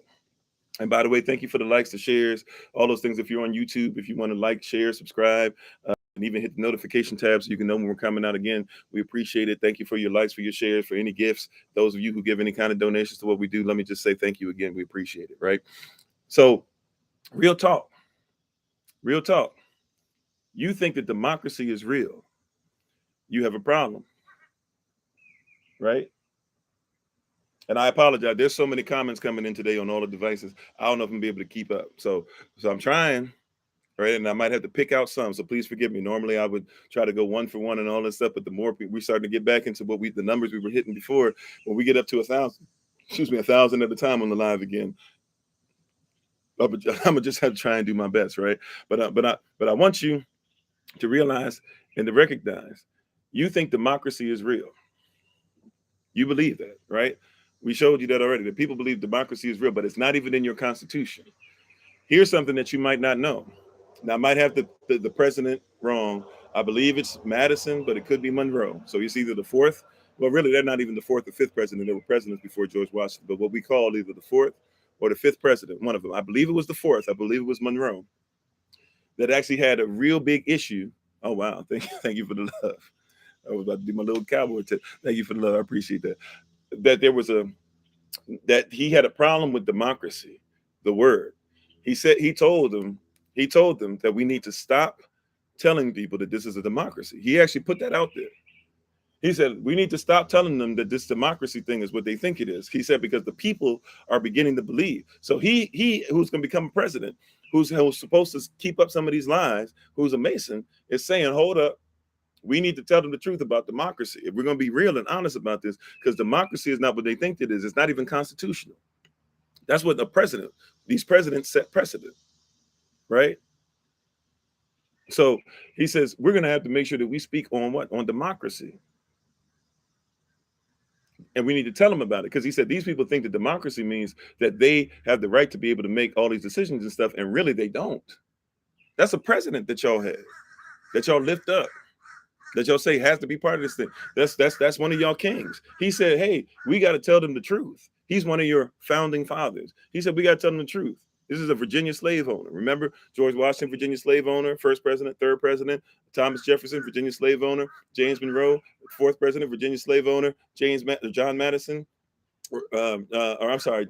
James Madison and John Monroe, fifth president, Virginia slave master. These people who carved out a piece of Virginia and made it Washington, D.C. and all that stuff because they owned the land, and then put a big White House on there, the plantation on there, and then said that we're going to put overseers on that. And that's what they actually had. That's why if you go to D.C. still to this day, you can ride on the metro. You can go to a place that's now gentrified, of course, but you can ride on the metro, get off on the orange line. On the orange line is something called Foggy Bottom. When you get to Foggy Bottom is a place to where it was called that because it was swampland, and still is. That's why when you go to Africa, all these people talking about mosquitoes and stuff. When I go to Africa, I don't get bit by nothing. I come back to here and I go to DC, that's swampland. I get bit up all day. I go to Bmore, I get bit up all day. I go to Atlanta, I get bit up all day. Parts of Chicago get bit up all day. Go to parts of Houston, get bit up all day. Right? But they'll tell you got to be afraid. Anyways, though, this founding father, this Virginia slave owner, he said, hey, you said, why don't homie know there were 9 presidents before George Washington? I legit just said, you got to pay attention. You got to listen, right? Or maybe you're just coming in. But it wasn't even a minute and a half ago. I legit just said that some of y'all believe that George Washington was the first president, but there were presidents that came before him. You got to keep up, though. Right? Don't come on here ad hominem just trying to say that I'm wrong. Let's come together. Let's make the main thing, right? Don't come on here just trying to say that I'm a bad person, right? Actually keep up, like listen long enough, right? You know, I'm not saying that because I'm trying to belittle you. I'm saying like we might be able to get some stuff done if we would listen. Okay. Anyways, this president told you that democracy is going to be a problem because people are going to begin to think that that the will of the people is as strong as the will of the leadership. And if you read the Constitution, you will discover that has never been the case.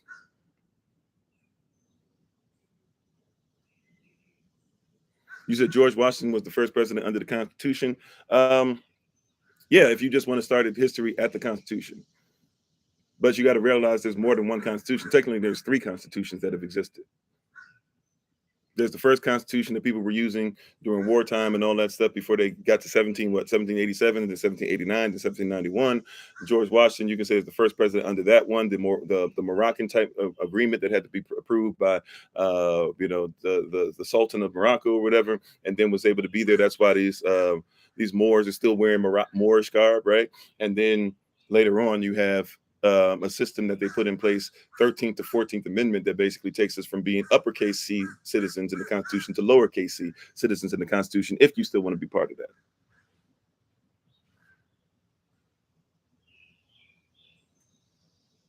You said my goal is to sit on here and hopefully get a few people who can pay for my private teaching. If that was my goal, I guess you could say that or whatever, but I'm on every day and we make sure we visit people and we give stuff out to people. So sure, is it possible that people give donations and stuff? Yes. And do I accept them? Yes. And do we use them to make sure that we do the things we do around the world? Yes. So is that part of the goal? Of course. Is that part of the goal? Sure. We want to make sure we can go ahead and get more land and make sure that we can do more things and have to worry about less people having to give us things and less people having to have 9 to 5s and more people being able to get a stipend from us or having our own currency we're developing, things like that, of course. Right? Yeah. But if your goal was to try and twist that and make it negative, well, I mean, what people use for negative, the Most High uses for his righteousness. So feel free. I love it when people talk trash about me and don't know anything about me. Learn of me and learn about the reputation which I'm trying to uphold for a diaspora. And then maybe you'll figure out that, yeah, I'm trying to do what Garvey did. And Garvey did have people that donated time, talent, effort, energy, gifts, prayers, and yes, even finances. I'm not saying that finances can't be used. It's not money that's evil. It's the love of money. And the fact that you guys are holding on to money instead of using the money, you got to spend money even to make money. Anyways, let's keep on going now. Because people, once again, they're coming on to fight rather than listen. Right? So hear what I'm telling you. Like, you got to recognize that you think that democracy is real. Now, here's the issue, is when you realize that democracy is real, here's the next tier. Let's go down to the next tier. Next tier down is, so this first tier is capitalism system in which politics and economics is used to control trade and industry. The second tier is called We Rule You. These are the people that are supposed to make sure that they rule you no matter what. Remember, the job of a president is to make sure that they support and defend the Constitution of the United States against all enemies, both foreign and domestic. If you want to be recognized as private, or if you want to live your life correctly, then guess what you have to be? You have to be an enemy of the state, right? Next tier down is We Fool You. And I'm going to say hallelujah. Some of y'all would think that's weird for me to say because it's got some religious folk on here, but We Fool You.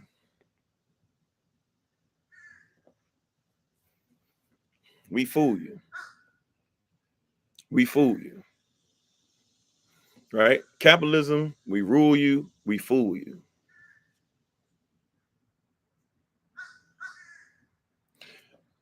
These people here, as much as you're taught they separate church from state, the people that fool you work under the people who rule you. And the people who rule you work under the people who give them the money, which means that the people who have the money not only pay the people who rule you, but they also pay the people who fool you. In other words, the preachers of all these religions, by the way, because a lot of them either are ignorant or are not willing to tell you 100% truth. Right? And so you live in that. Thank you, Chef. Everything is well with the family. Appreciate that. Right? They're here to fool you. That is a lot of the job description, is they're here to fool you. Right? You can put anybody that you out here worshiping. I like that. Somebody says celebrities. I think I saw somebody put that in the comment section. They're here to fool you. So a lot of y'all worship celebrities. Denzel Washington can cuss folk out and do this and do all these different things or whatever. And then he comes out and he says, well, he just gives you a little title. He's doing all this stuff, not you're cussing, doing all these things or whatever. He comes out, he says, God is good. And you say, woo, Denzel. Because he's sexy. We worship these people. Michael Jordan can do the wildest stuff and you will still worship the ground that he walks on. You'll still support his company. It's weird that people will say that there's people coming on here. Oh, so you want a donation or you want people to do this or whatever, but you donate hundreds of dollars for 2 pairs of shoes for people that make them in slave camps in China and people that make them in slave camps right here in the United States of America. You call them prisons. You call them prisons, right? But you worship Michael Jordan. People say Jordan's not, oh, they messed that up. Michael Jordan's not really invested in prison. Michael Jordan is connected to Nike. Nike has prisoners that make their shoes and their products, which means that when you buy Nike, you buy things that are made by slaves in prison, period. You can try to make it whatever you want it to be. Slaves in prison are making your Nike stuff. So guess what? That means that you're wearing stuff that was made by slaves. So if you're wearing Jordan brand anything, you're wearing something that more than likely was made by a slave in prison, whether they were made by a slave in China or in America. And because you're into this Republican Democrat thing, and because you like Trump saying China 7,000 times, you think that China is something completely separate. You don't even realize. What is his name? I don't even keep up with politics enough. What is the name of the guy that everybody was? Mitch McConnell. Mitch McConnell is married to a Chinese woman. No problem with that until you start to say to yourself, hold up. What is China? Or what is this? Or who is this Chinese woman from? Her father is a billionaire communist in China, and his daughter is married into Mitch McConnell, who's making your laws and is constantly, consistently doing everything he can to make sure we're easy on China. Joe Biden and his family get paid directly from China. Now Joe Biden is your president. So it means that it doesn't matter if it's Republican or Democrat, China's on the table. But because you think that it's a Republican Democrat thing, you're out here arguing whether Republicans or Democrats are the reason China has power, not realizing that it's about the bag. Both sides get paid, it don't matter. Right? Forgive me for the joke. It's a dad joke, and it's maybe crosses the line for some people as far as what you think is something we should say out loud or whatever. But there, you ever heard, what came first, the chicken or the egg? It's a dad joke that goes like this: what came first, the chicken or the egg? Right? Then the answer to the joke, the punchline is, it doesn't matter. They both got laid. Right? You arguing the chicken, one party, or the egg, the other party. They both get laid by the same person.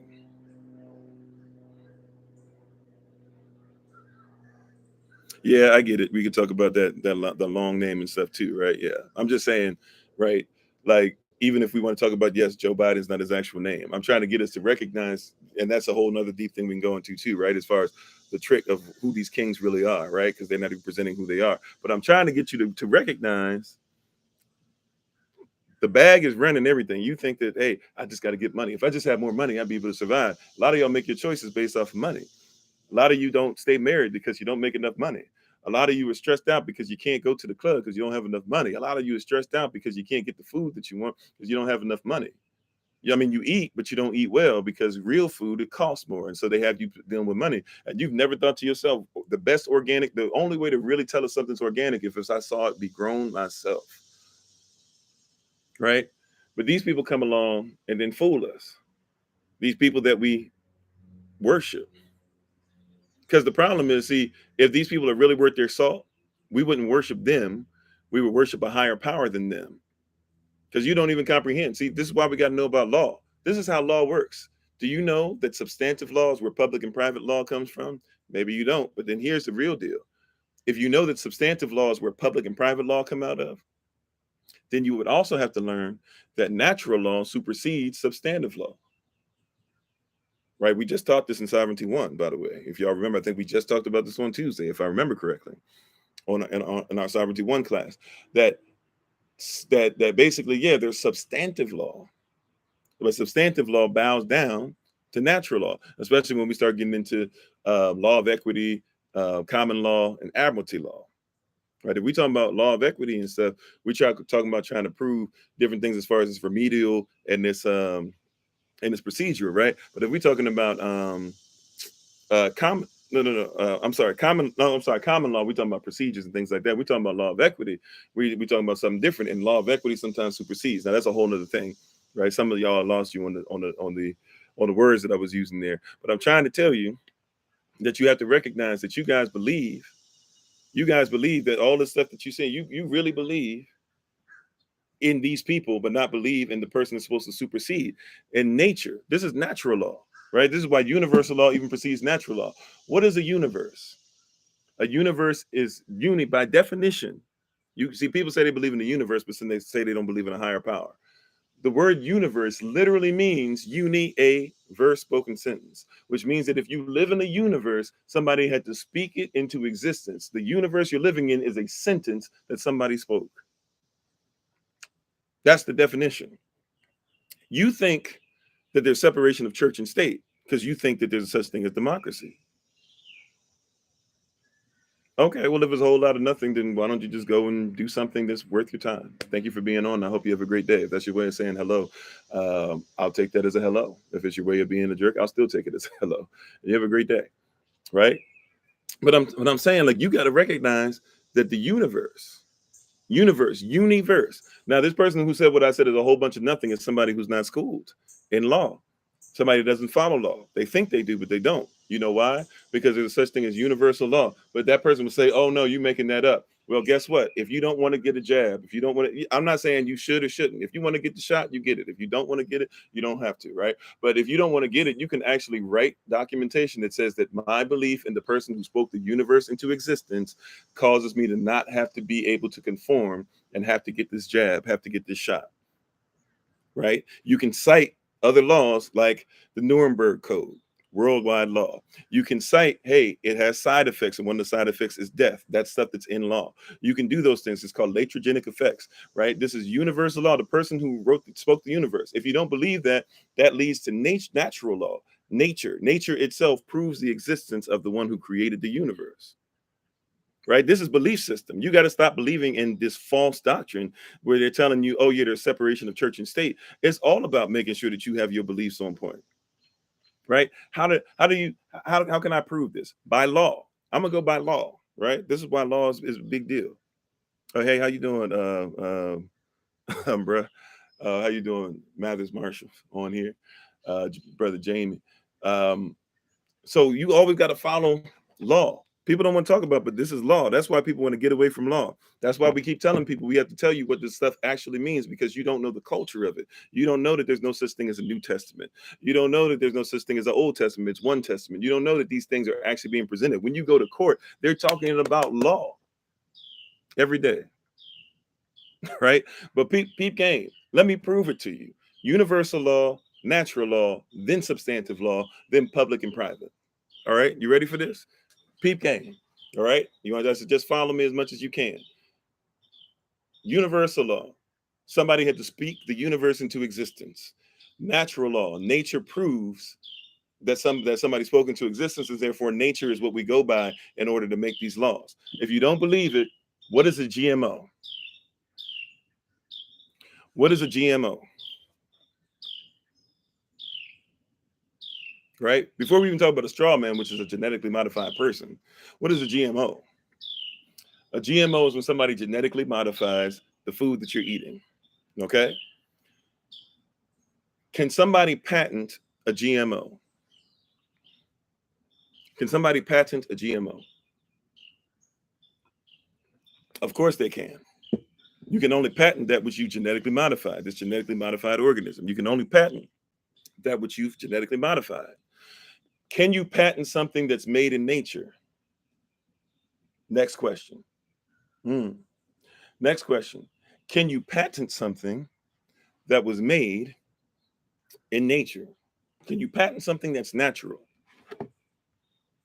No, you cannot. Why can you not? Is the question. See, you've been led to believe something that ain't real. You've been led to believe something that ain't real. You've been led to believe that there's a separation between your beliefs and the state. Can you patent something that's not real? You ready? I'm sorry. Can you patent something that is real, rather? Excuse me. You can't patent something that's real because because you did not create it. If you did not create it, you can't patent it. Uh-oh. Yeah, if I did not create something, I'm not allowed to patent it. I'm not allowed to own it. Why are you not allowed to own it if you didn't create it? It's actually in your law. It says because the Most High made it. If the Most High made it, They literally say, some of y'all, it says God, because God and Elohim are not the same person, but it says the Most High made it. So if the Most High made it, it means you can't own it. So you have to change it in order to own it. You have to make it fake in order to own it. They told you that there's separation between church and state, and the reality is that their belief system, your law says that they don't separate church and state. It's traumatic. You're dealing with trauma. You're dealing with cognitive dissonance. Every day you're getting hit in the face with something that's against what you believe. Because you're saying that there is no such thing as a God or as a deity or as a deus or as a netur or as a spirit or as a pneumatic or as a pneuma, which is weird because you have pneumatical thought, but as a pneuma or as a psyche, even though psyche is the soul, but you believe in psychology. But okay, you don't believe in the soul, even though you believe in psyche, right? And that's the same word, psyche and soul. They mean the same thing, right? You don't believe in Elohim, you don't believe in Yahweh, you don't believe in Yashva, you don't believe in Ravak HaKodash, you don't believe in the Holy Ghost, the Holy Spirit, etc. You don't believe in any of those things, and yet when you go to the store and you see those numbers that are on there, and you see a 9 in front of that 5-digit code, that 9 is telling you that the Most High made it. But you don't believe. But that's what it's legally telling you. You don't see, it's so much in the system, we don't even know. When you go to the store, the Most High made it. It's in there. Like they're telling you by law, but you just don't know it because you think, once again, there's democracy. And by the way, you shouldn't want to be in a democracy. Do you know what the word democracy actually means? The word democracy actually means, demokrata actually means a group of people who live together in a small village, give you a little bit of information and govern you. Demo is like a demonstration. A demo, you get a little piece of something, and then cresi means government. They govern you. The little people, the few govern you. The few people give you a little bit and govern you by it. That's what a democracy is. Why in the world are you fighting for democracy?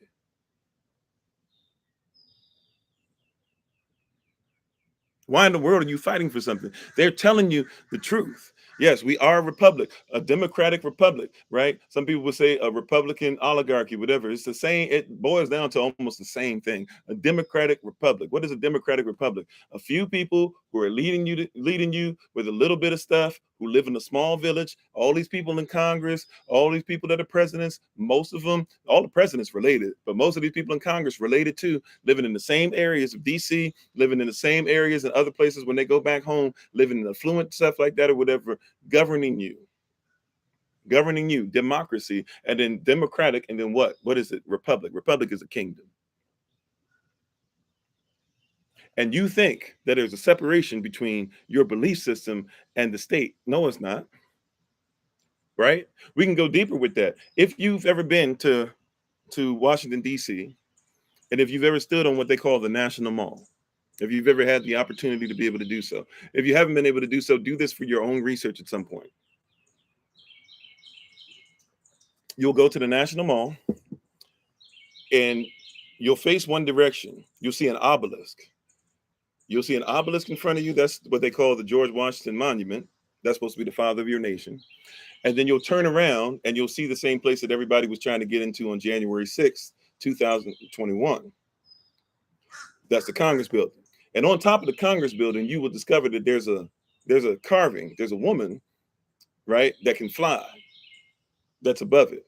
Same woman that's in front of where you walk in for the Supreme Court, same woman that you guys think is justice or blind justice, same woman. Her name is Columbia. And you have Washington, District of Columbia.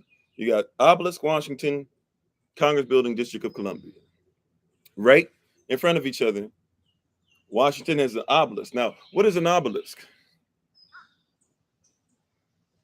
So you think that it's separate. You think that religion, what we call religion, we don't even use that word right, but you think that religion is separate from what you're talking about. So let's go ahead and deal with what you think it is. Religion. You think religion is separate from state. That's what you believe. So what is an obelisk? Somebody help me out. What is an obelisk?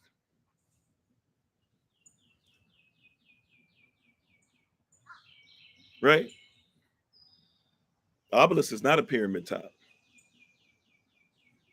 No, no, no. What is an obelisk? It's a phallus, right?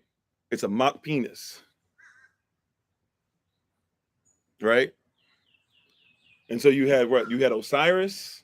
We'll use these terms that people know. We had Osiris.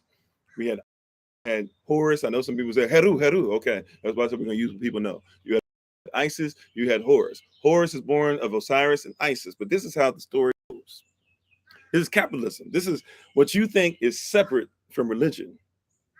You think it's separate from religion. And thank you, everybody on TikTok, Facebook, YouTube, the podcast. We appreciate you, right?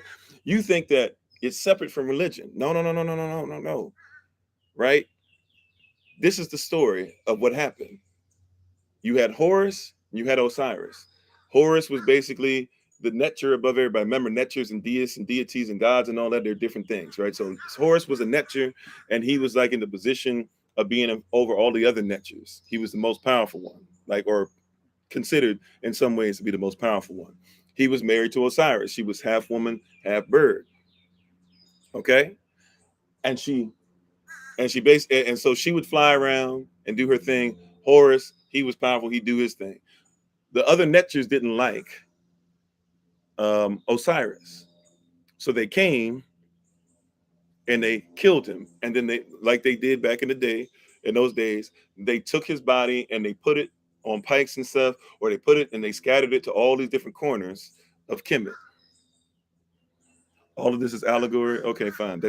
That's fine. But once again, that's what you're worshiping in the United States of America, right? So we still might as well pay attention to it. Okay. So then they basically killed him and spread his body all over the place. Now, I know there are different stories to this, right? Admittedly, but I just want you to hear what their story they're using is. So they split his body and put it up all over the place. Osiris finds out as she's flying around and she realizes her husband is torn apart. She decides she's going to take his body and put all the pieces back together in hopes that he will come back to life. Okay. So she tries to take his body and put all these pieces together that he might, in the hopes that he might come back to life, but she cannot find his penis. She cannot find his phallus. Since she cannot find it, she makes an obelisk. She makes a mock penis. Some of you might, and forgive my language, some of you might even call it a dildo, right? And she puts it on top. She puts it in place, right? Now, depending on which story, either at this point he is a zombie or he is just completely dead. Either way, necrophilia takes place, and she gets on top of the obelisk, and she becomes pregnant, and she gives birth to who you call Horus or Heru, right?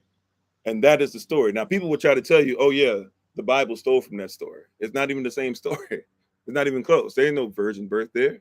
There ain't no chaste or pure birth there, or whatever you want to call it. That's not how it went down. It was a whole bunch of different things. So, but here's the deal I need you to get as far as these Masons who took very Moorish and Kemetic stories and things and then tried to be able to replace it and make it Greco-Roman and give themselves power. George Washington is supposed to be the father of your nation. A lot of people don't know. How did George Washington die? I wonder.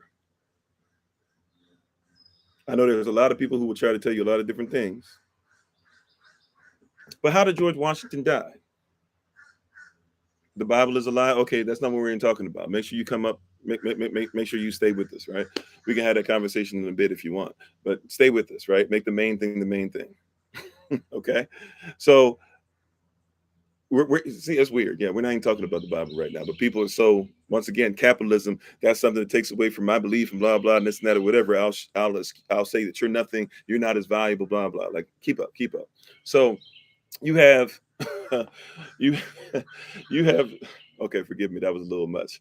Sorry. You have George Washington who died. What did he die of? George Washington died of syphilis. His obelisk, so to speak, his phallus didn't work. They were able to put all the other parts of him together, but you couldn't put together that phallus that was messed up.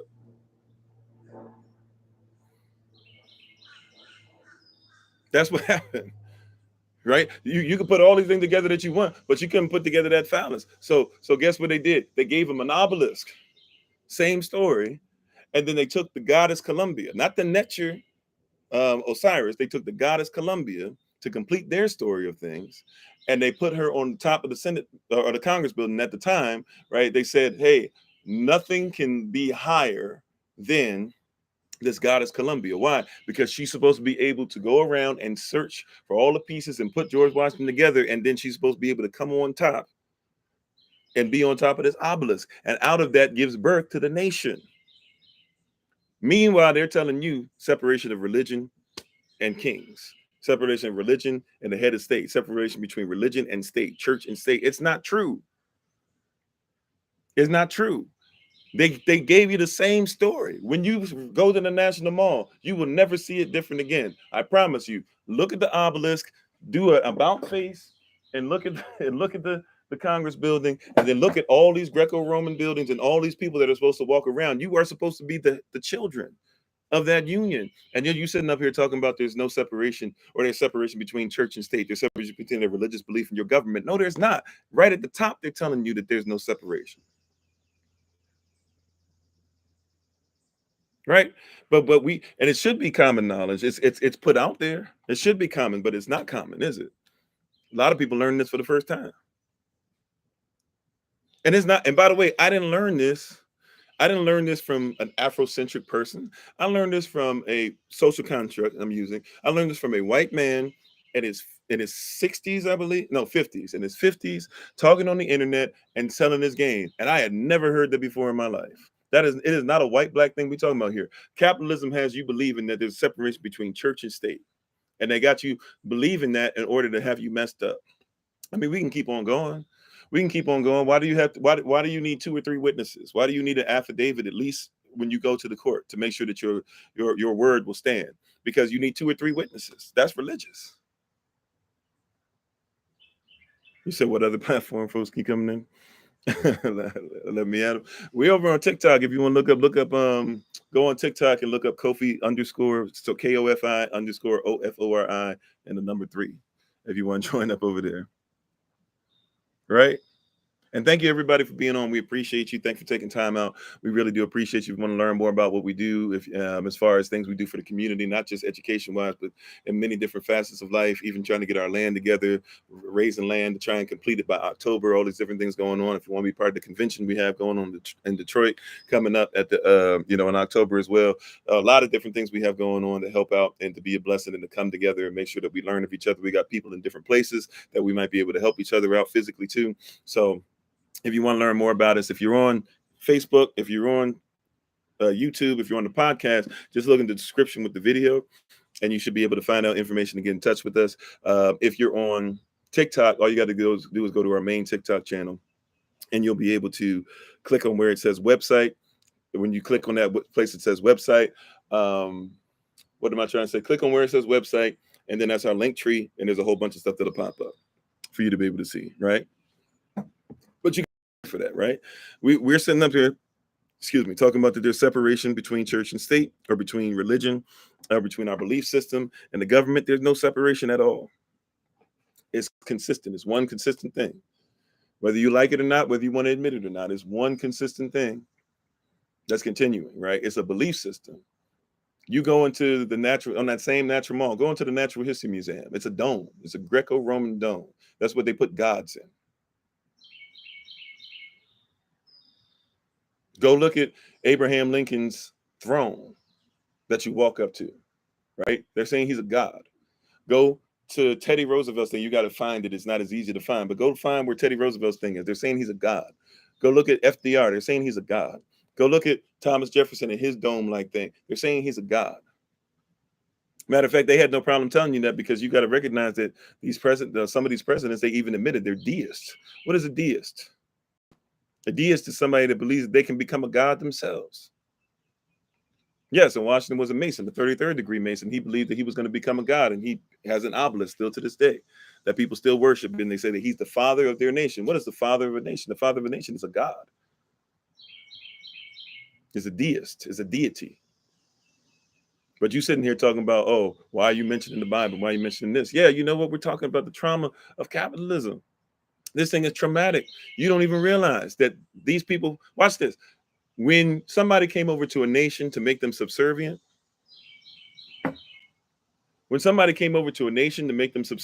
who did they send in first?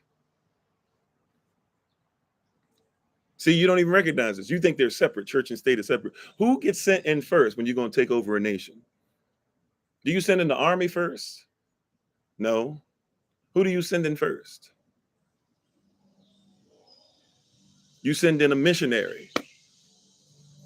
And the missionary usually will have some soldiers with them. But you send in a missionary. And what do missionaries do? They preach the mission.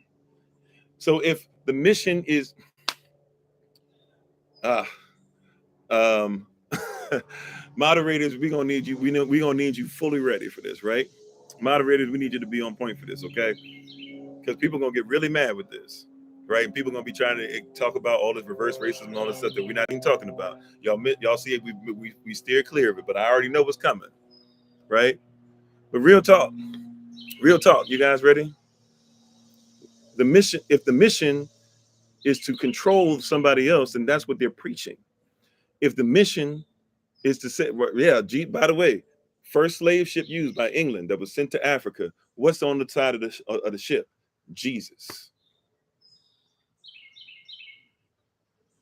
Right? There's a mission. Yeah, the old movie that they, or not movie, what was it, episodic, whatever they did. But yeah, they had that in Shaka Zulu talking about that. You send in the missionary, they preach the mission. If you believe that there are people out there that are trying to teach white supremacy, then you must understand that there are missionaries. If you believe there's somebody out there just teaching wickedness, there are missionaries.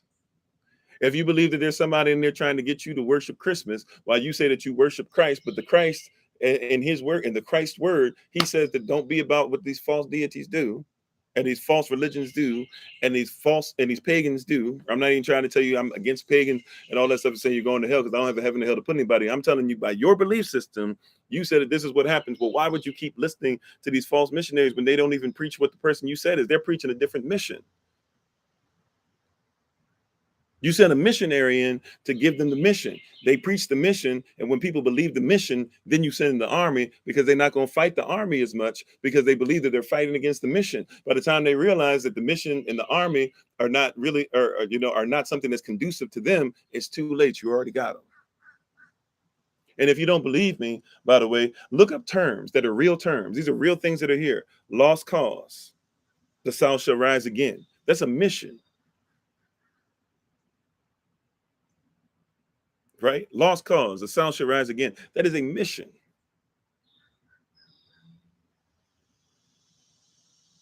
Right? There's something literally called, I'm not making this up, by the way. Look these terms up, Google them before you get mad, before you get frustrated, before you get upset. Then because you're so worried about his story being correct, you're not worried about the story and your story. I want you to look these things up. Look up the white man's burden. That is a real thing. Look up the white man's burden. That is a real thing. That's not false. That is a real thing. The white man's burden. Right? The white man's burden literally says that, hey, we don't necessarily want to do this, but we are burdened by our God. And he says that it is our burden to make sure that we make these savages. Savage, by the way, just means that you're wild. Sauvage, en français, it means that you are wild. So if you are savage, it means you're wild. All wild really means is you don't fit into somebody's society. So when they say somebody's civilized, you are not civilized. Like if the way I live, somebody would say is uncivilized because I don't live the way a typical American would. They would call me wild. They would call me savage. Right? My ancestors that are Cherokee, they called them savage. They called them wild until they started living like they did, and they started even owning slaves towards the end. The end of 1865, the end of the Civil War. Yeah, even my people enslaved some of my other people. That's part of my history. Is some of my people were enslaved by some of my other people, and eventually they became married down the road. Yeah, they had to put a mindset in us. Yeah, my ancestors. So I'm part Shwe, Shanti Shwe, which means I'm part Yachada or Yehuda, right? Which means that I'm part Yashrea, On the African tip, that's the main part. There's so many different things mixed in there because there's Kush, Kemet, a lot of stuff, right? Even Mali and stuff like that. But then also a little bit of Timbuktu, but that's kind of sort of, I'm not sure about that part. But really, if you know where Timbuktu is and Mali and all that, it's kind of the same people. But anyways, I've got that. But then so that's my maternal side. My paternal side is more so Cherokee and Taino and Omekshi. So I'm kind of have a lot of different things that are in me. And then, of course, other people who have been mixed in over years and things like that as well, right? And we all get to a point to, once again, that's why I said you got to get to a point where you realize the oneness of this. But nevertheless, right, you have to recognize that there are people that are out there trying to tell us, like, you got to separate. We got to separate the religion. We got to separate all these different things.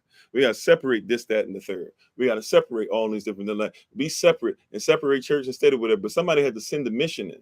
Now, this is how crazy it gets.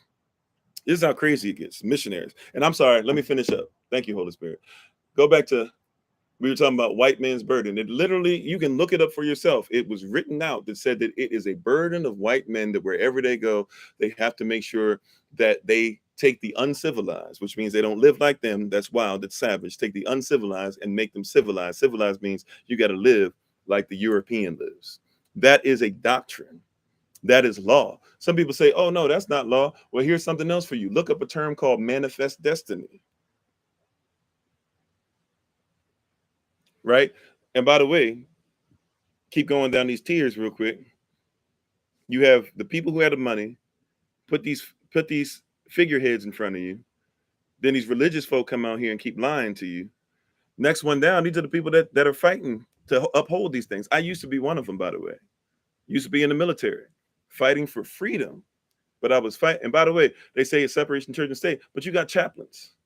Chaplains are in the military, holding it down, making sure that they're praying over us so that we feel comfortable with the people that they're praying over that are above them. It ain't separate. It's the same thing. This one is called capitalism. This one is called we rule you. This one is called we fool you. This one is called we shoot at you. Not we protect you, we shoot at you. Why? Because my main thing in the military, when I took my oath, and they said, put your right hand up and repeat after me. They said, repeat this: I will support and defend the Constitution of the United States, not the United States of America, but against the United States. That's a corporation. Once again, 28 USC 3002 15A. The United States is not a country, it is a corporation. I will support and defend the Constitution of this corporation against all enemies, even if they're foreign or if they're domestic, if they work for us. It don't matter. I will defend against all of them. It don't matter who they claim to be. I will defend against all of them. I will defend against the ones who think that they're making a little bit of money, or the ones that are poor. And then some of the stuff you can't see because it's zoomed out so much. There's actually a dead child that's laying on the side. You can kind of sort of see, I believe it's a her. You can kind of sort of see her on the side. You see her legs there on the side if you look really down, all the way down in the corner if you're on TikTok. I will support and defend the Constitution of the United States against all of y'all. If you try to come against us getting the bag, because us having the bag is having power over you.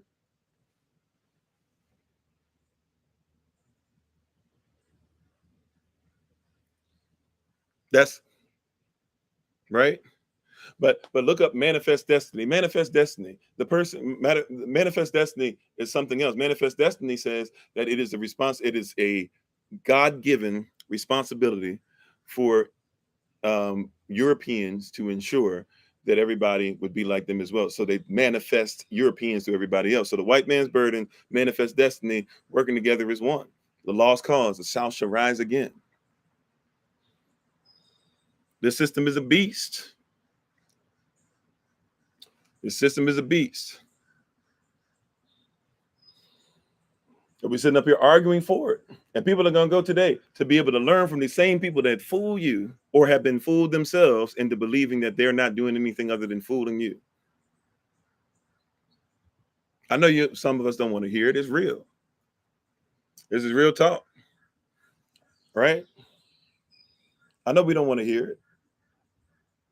And a lot of people don't like me saying it. You know why a lot of people don't like me saying it? Because I'm a pastor. I'm a Koheleth. I am somebody who's supposed to lead people, but I'm not part of this system. If I was part of the system, I'd have to lie to you and tell you everything's gonna be all right. Just pray and everything will go away.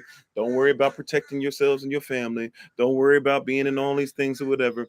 Don't show love to all these different people, whatever. Or I mean, just show love. Loving your enemy means that you lay down in the street. Make sure that if something happens like George Floyd, that you don't pull out, your weapon, or that you don't use your fist, or you don't make sure that you rush the cops. Just make sure that you go ahead and you just take a video of it, right? I think because we are in a system that says that you are supposed to be governed, you're supposed to be ruled. It don't matter if you die. These people will support and defend the Constitution of the United States against all enemies. That means you come against that police officer and see if that police officer is going to protect and serve. You tell that police officer, hey, that your fellow police officer is over here killing somebody and putting cocaine on their person. That person doesn't carry cocaine. Come help them. When they show up, who do you think they're going to help? Do you think they're going to help the person who's innocent or the police officer who's guilty? They're going to help the guilty police officer, because they're not here to support or defend you. They're here to support and defend the Constitution of the United States. And guess what? I know you think that you are part of the United States, which means you're a real person that's supposed to be defended. But the United States is a false corporation. Your birth certificate is a fake person. It's a straw man. Your social security number is something that they bank off of with you signing off, or your parents signing off when you being a fake person. That passport that you're using because you won't get your DS-11 done properly and don't know how to fill it out to make sure that you're a non-citizen national, that's what allows you to be taxed. If you would make sure that you had your DS-11 correct, you couldn't even be taxed. The only thing they can pull out is your social security number or your social security, and that's only if you have a social security number, which you don't have to have. Matter of fact, it's illegal to use your social security card as a form of identification, but they do it all the time because it's not about making sure that they're taking care of wickedness and foolishness. They are here to support and defend this Constitution of the United States against all enemies, both foreign and domestic. You can argue it all you want, but it's about manifest destiny. It's about manifesting the will of somebody who wants you to go ahead and get messed up. You said you're interested in why the truth gets muted. I don't know. I'm not keeping up with this. We have people that are moderators. If you're saying stuff that's, not allowing this to be a safe space, or you're saying things that come off as ad hominem, then somebody has the right to be able to mute them, and I trust you. I trust them. Right? If you don't like that, I apologize. Right? Matter of fact, I don't even know if I'd apologize. I apologize as in I said it. I'm not necessarily sorry. If you said something that somebody said, that's damaging to how people need to feel about themselves and uplifting, especially during this month where we're trying to get people to come outside of trauma, then we do what we have to do. Okay? Thank you for being on. If you want to actually just treat people like human beings, if you don't, though, there's a moderator there to make sure that others don't have to worry about that. You said, what are my solutions and things like that? If you're the person talking all that, please don't be the person to go, what are your solutions? You talk about the problems, but not the solutions. All we do is talk about problems and solutions. You can't talk about solutions without admitting the problem first. So we have things that you can help out with. We have things as far as we're developing land. We have things as far as we're trying to do food trade amongst each other. We have things as far as we support each other's businesses. We have things on here as far as we have we have the ability to call and talk to each other. We have ministers on staff and other people that are trained to be able to make sure they can talk to you. We have different things that we teach as far as classes where you don't have to pay tens of thousands of dollars, but you can pay very low donations just to be able to take classes for 2 months and be able to learn these things. We have things that are helping. We have situations where we're helping to feed and clothe people. If you'd like to be able to participate in it or do something similar or have us support something that you're doing, just let us know. But don't hear me talking about a problem and try to do that weird gaslighting thing to make me feel guilty and act like we don't have any solutions. We got plenty. We have plenty, right? Go, if you're on TikTok right now, go to where it says website, click on that, then click on where it says link tree. As soon as you see that, a bunch of stuff's gonna pop up. Choose which one you think is something that you would like to be a part of. Okay. So just be right, but I'm not going to act like everybody. I'm just going to tell them solutions. A lot of even when I talk about sovereignty, I'm talking about getting your DS-11 or your passport. I legit just talked about a solution. Problem is you don't know how to get it done. So, and problem is a lot of you don't think that you need to get it done. So that's problematic. That's traumatic that you're going through something and don't even know how to get yourself out the system. So allow me to tell you what the problem is, and then we can start talking about. Allow me to tell you what the trauma is, and now we can start talking about you as a trauma patient. How we can make sure that we see the proper through proper cultural indicators. How be able to help your habits to help you to get out. You don't see a website? If you click on the TikTok on our TikTok page. I can't see it right now, but usually somewhere around, well, actually, I don't know. If you were to close out, I guess if you were to close, well, if you were to close out of this or press X, I guess usually at the top. Right. I'm not used to watching other people's lives as much as I am on being on mine, but I think there's an X somewhere you can click on that. Try to click on like wherever my I guess my picture, whatever you would call it is, click on that. That should get you to our page. Or look up, just type in Kofi_43, or type in hashtag FindKofi, hashtag FindKofi. Click on the picture there. Go to the page where it says page on there. It'll have a place where it says info. That's just a little small bit of stuff. Then go underneath that somewhere you'll see where it says website. Click where it says website. As soon as you click on that, a bunch of stuff's going to pop up that you can look at. Okay, it's to the top left. Okay, thank you. So wherever those things are, but you'll be able to find it. If you can't, once again, type in hashtag FIND, my name, KOFI. Find, like you're looking for, Kofi. Hashtag FindKofi. You can probably, if I don't know if you guys see it on your live or not, if you see like my name up here on the left, you can probably just click on that and it'll probably take you to the page. Right? So yeah, this live, everything that we do on YouTube, it's going to be saved automatic. But once again, we don't know these things. We don't recognize these things. Right? So we don't recognize these things. We don't recognize these things are there. So a lot of us are talking about these things, and we're still trying to come through the mindset of what somebody else does. We're coming through the mindset of, yeah, but you've been lied to. They're telling you, we made that clear. So do you not know, by definition, a doctrine is anything that any group of people lift up? So if you lift up manifest destiny, that's a religion. That's a doctrine. That's a doctrine. If you lift up white man's burden, that's a doctrine. If you lift up the 13th Amendment, the 13th Amendment said that slavery didn't go away. The 13th Amendment says that you can enslave somebody as long as you arrest them. So anybody, the 14th Amendment says that you can't be a freedman anymore, right? The amendment says that if you're born on what they say is American soil, you have to become an American. That's new.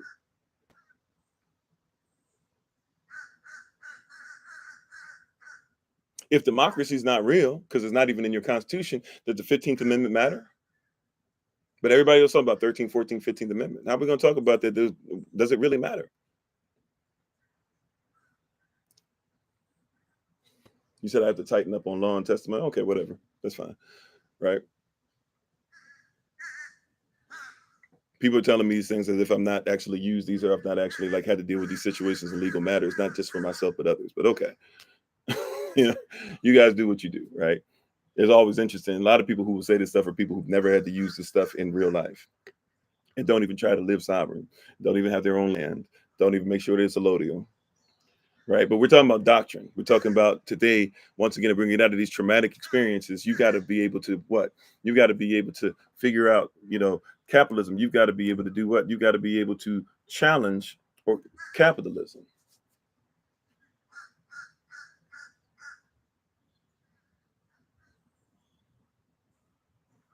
Right. You got to be able to challenge capitalism. Right. And all these things, people saying, what books, what this and that. You're not telling me where to go, blah, blah. Like legit, we've been telling you. If you want to go back, this is on YouTube. You can literally look at FAQ series on YouTube, right? On the YouTube channel, hashtag FindKofi YouTube channel. Look up our playlist called FAQ. It's part 41. Right. But I'm telling you, like you're carrying these things. Now, by the way, manifest destiny, white man's burden, lost cause, 13th Amendment, 14th Amendment. These are all real things. I've put it up 7,000 times. All right. I'm sorry if you're not able to see it fully. You'll probably see it again. Here you go for like 10 seconds. Take a screenshot. All right. I'm not coming back to it. Okay. So a matter of fact, I'm about to take the screen down because I think people are missing the point. We're arguing over whether we can see this or not, and not even seeing what's happening to us as people or not. Right. But allow me to go to one other place, right? Allow us to go to one other place. Right. Matter of fact, I guess I can't say allow. If you want to come with this to another place, feel free to. You ready? And all these things that we're talking about and all these things we're discussing, right? No, I'm a sovereign. Sovereign citizens are two different things. Once again, and all these things that we're talking about, and all these things that we're discussing. Have you ever considered not only manifest destiny, white man's burden, white supremacy, lost cause, 13th Amendment, 14th Amendment, Jim Crow laws, I didn't even mention. Have you ever considered that, once again, going back to the time of the Pope, right? That there's basically a law, and I'm trying to remember what it is. I might have to Google it real quick because I can't remember it by name right now. Hold on. What is the law the Pope made for discovery or something like that? Hold on. There it is. The doctrine of discovery. I can't remember. I forgot that. The doctrine of discovery. Yeah, I was talking about Osiris a while ago. Yep. The doctrine of discovery. This doctrine of discovery, by the way, it was made in 1493, but technically it was something that was already being put together in 1452. These are all laws. These are all things that show you. So have you ever thought to yourself, why you guys say this all the time, right? This is trauma. This is a traumatic experience for groups of people all over the world. Have you ever thought, I know you guys asked this question because I hear you guys, I see you guys, I see all these videos that pop up. Have you ever thought to yourself, why is it that people can come to a land that people are already on, but they say they discovered it? Have you ever thought about that? I know you guys have, right? Y'all thought about that before. Why do people get to get away with that, right? How do you get to get away with telling somebody that they discovered the place that you live and that you already have a society and a civilization, right? Y'all said that before. I know you have. But you've never studied the doctrine of discovery, and all the schooling that you have and all the degrees that some of you might have. Some of y'all have never even learned about the doctrine of discovery. And that's fascinating. Real talk. That's highly fascinating that you've never heard of the doctrine of discovery.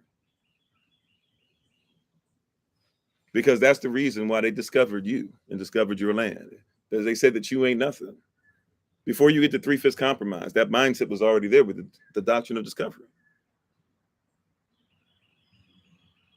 Well, it was an extension of feudal mindset to the Americas, sure. But really, what was it? It was the Pope. It was a papal decree. It was a papal decree. Now, why is it important that we get 1493? We have to see, we got to be contextual, right? You got to free yourself. You got to learn about this stuff. Before we talk about how you get out of trauma, you got to deal with the trauma, right? 1493. What happened in 1492? We're gonna put this together, right? We're gonna kill some stuff today before somebody goes in and you try to get in stuff. Let's free ourselves. Let's get some actual knowledge going, right? What happened in 1492? If the papal decree happened in 1493, what happened in 1492? Why did they need to make this law? Because laws don't give rights, laws protect rights. So they're trying to protect their right to do something. If they make a law, they're trying to protect their right to do something. That's why you gotta comprehend law. Right? You hear what I'm saying? Laws are there to protect rights. So when you're looking at somebody making a law, thank you for the love bounty. When you're looking at somebody that's creating a law, laws are there to protect rights. So what are the rights they're trying to protect? What were they doing before 1493? 1492, they sent Christopher Columbus. Christopher Columbus, by the way, that has a journal that we know at least back to 1482 that he was learning to travel from Africans already. But in 1492, Christopher Columbus sailed the ocean blue, all that stuff, right? What happened in 1491?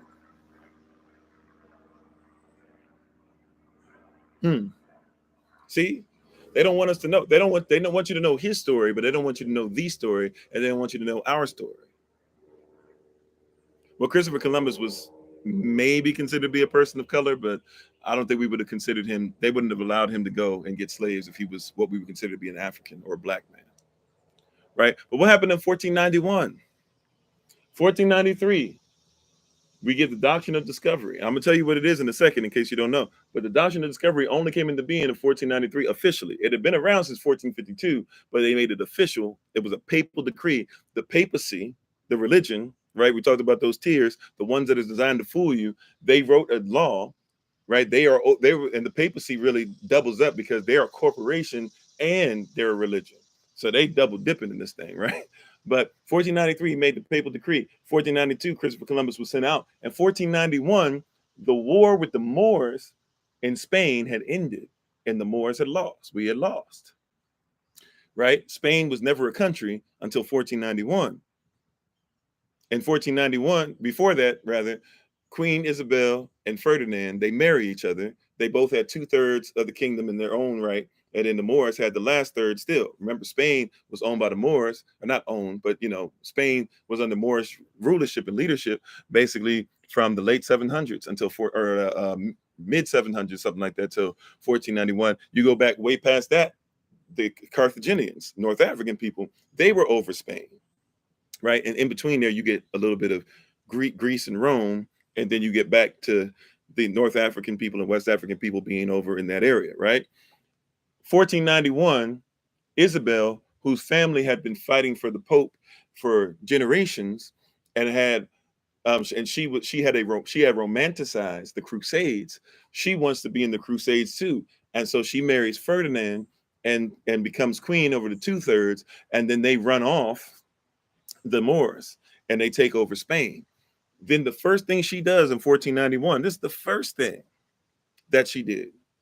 After the Moors had educated them, put 11 universities in Spain, did all this stuff, first thing she does, because she's about this about this Christian, this Roman Catholicism, this romanticized thing that you call the Crusades, killing off black folk, or killing off anybody of color, or killing off them in the name of Jesus because they're Muslims or whatever. After doing all that, she goes directly to the Pope and says, I want to go and start getting slaves. That is exactly what happened. That is exactly what happened in 1492 or 1491. I want to go get slaves. And she gets Christopher Columbus, and Christopher Columbus, by being around these Africans, is written in his documentation. It's documented by him in his journal, right? And by his son in his journal. Christopher Columbus is like, yo, I've heard of this land called the land of Asheroth. Now, their ears perk when they hear this word, because to them, they know that the land of Asheroth is in the Bible. Now, it's not in a lot of you guys' Bibles, because you might only do the 66 books, or because you only look at the Bible through a very European lens. But they realized that they still had what we call the Apocrypha, amongst other books that they still used. And they knew that the land of Asheroth, according to 2nd Esdras chapter 13, verses 40 through 45, was a place that they were supposed to go, or that basically Israelites who had been enslaved long time ago by Assyrians decided they weren't going to come back to Israel, but they were going to leave and go back. So we got to dig. This is why people be trying to separate religion and state, and you don't even know how religious this stuff is. I need you to hear this. You said, okay, I read the journal different than you did. Okay, that's fine. We read it different. Okay. But even if you don't like what I'm saying, the rest of the stuff, if you want to keep denying it, the rest of the stuff is going to be stuff that you can look up. But once again, maybe you got a small piece. You're saying that I read it different. You're saying Christopher Columbus, there's no proof he was around Africans in 1482. You're saying that I'm making it up. He wasn't friends with America Vespucci, which we're going to get into, and all that stuff. Like, that's stuff that you can do for yourself, but hey, you do what you do.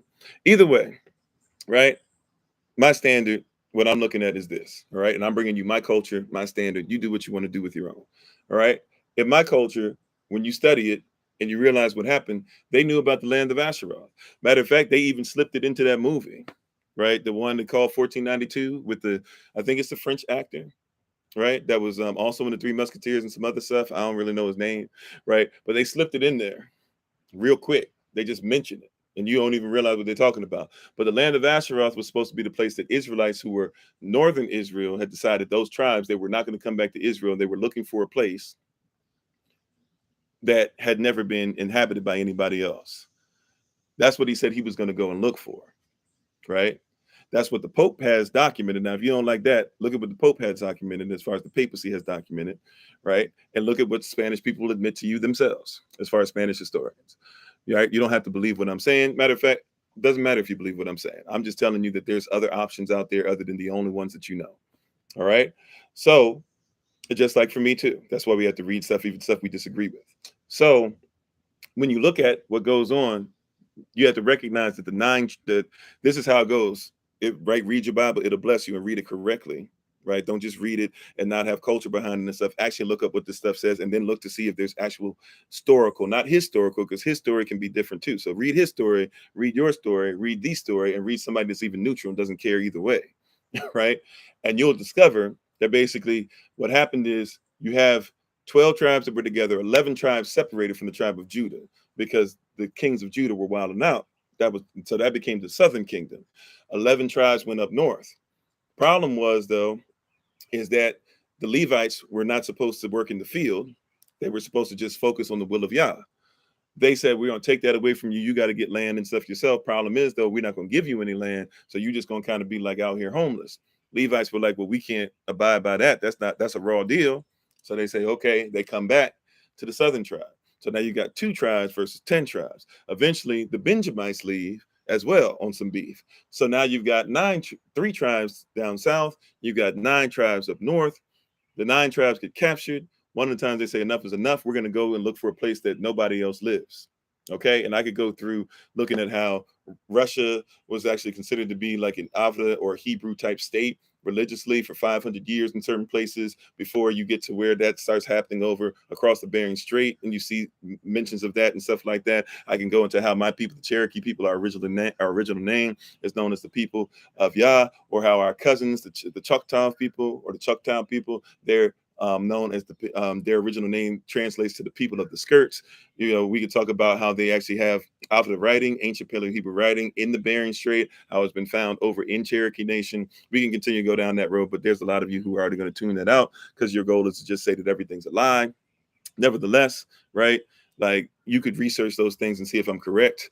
You can see Hebrew writing that's even on slaves that finally got their freedom, prisoners of war, they got their freedom. And when they got their freedom in the United States of America, they actually wrote Paleo Hebrew on the side of their churches. And those churches still stand to this day where you can go look at it to see that they were still speaking their same language and writing the same things, right? You can look at those things for yourself, right? Nevertheless, you see that basically in 1491, Christopher Columbus mentions this land of Asherah. They knew what it was. This was a place that those people said they were going to look for to be separate and start worshiping Elohim the way they were supposed to, right? So they go and they mention, so Queen Isabel is like, okay, well, if that's a place we can go, because they thought that they didn't call it a place of worship. They in second Esdras, so they heard the word treasure, and to them, because they're not in the culture, they thought treasure meant, oh, they got all the gold and silver on lock. Let's go get it. But for those Israelites, they were saying, no, like our treasure is the Most High. So what happens is, Christopher Columbus, I'm getting my people mixed up, sorry. Christopher Columbus makes it a point to say that to Queen Isabel. Queen Isabel goes before the Pope and says, we think that we know where the land of Asheroth is. We're going there to get stuff. We're going to make sure that we get it. And we'd also like permission because you got to ask the Pope permission. So she said, we'd like to ask your permission to get slaves, to make these people slaves. The Pope says, as long as you give me my cut of slaves, as long as I get some of that gold and silver, God be with you. Why? Because he sends Christopher Columbus out in 1492 and then makes a public decree in 1493 where it's already something that's been used since 1453, but now it's a public decree, a decree, official papal decree in 1493 called the Doctrine of Discovery. This is what the Doctrine of Discovery is. You look it up for yourself. You tell me if I'm lying. The Doctrine of Discovery goes like this. Anybody who is not a Christian, which basically is saying you're not a white Christian male, because white Christian females don't really got no power either. But anybody who's not considered to be a white Christian, right? Sometimes we can say Christian. There's some people that actually would allow color to be in there. Let's not be so messed up, like everybody else was, right? But basically, if you were not a Christian and we find land and there's no Christians on the land, then the land can be discovered. That's what was going on. If we come to your land and we discover that there's no Christians on it, then as far as we're concerned, there's no people on it. And since there's no people on it, we've discovered the land, of whatever we do to the non-Christian person, whatever we do to that person is not a person anyways. They're just an animal, or they're part of the land. They're like a plant. They're like land. They're like an animal. They don't matter. That is the doctrine of discovery. So that is why, from that point on, all these people that were under the Pope, right? Because even if you don't like that, when you talk about England later on, that'll break away and under King Henry and all that, and will become Protestant. They'll take on this Protestant movement and say they're Protestants. King Henry became their Pope. Then after him, his son became the Pope, and after him, his daughter Bloody Mary became the Pope, and after that, what was it, Queen Victoria? She became the Pope. Whoever is the king or the queen of England is the Pope of Protestantism.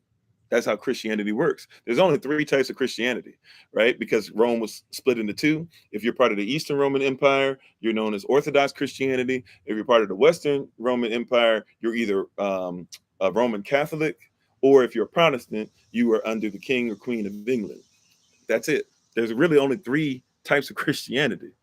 You can make it whatever you want, but you can try and come. But once again, remember, those people, they try to fool you. So you sitting up here thinking that these people are not aware. No, this stuff is all connected. This government is connected.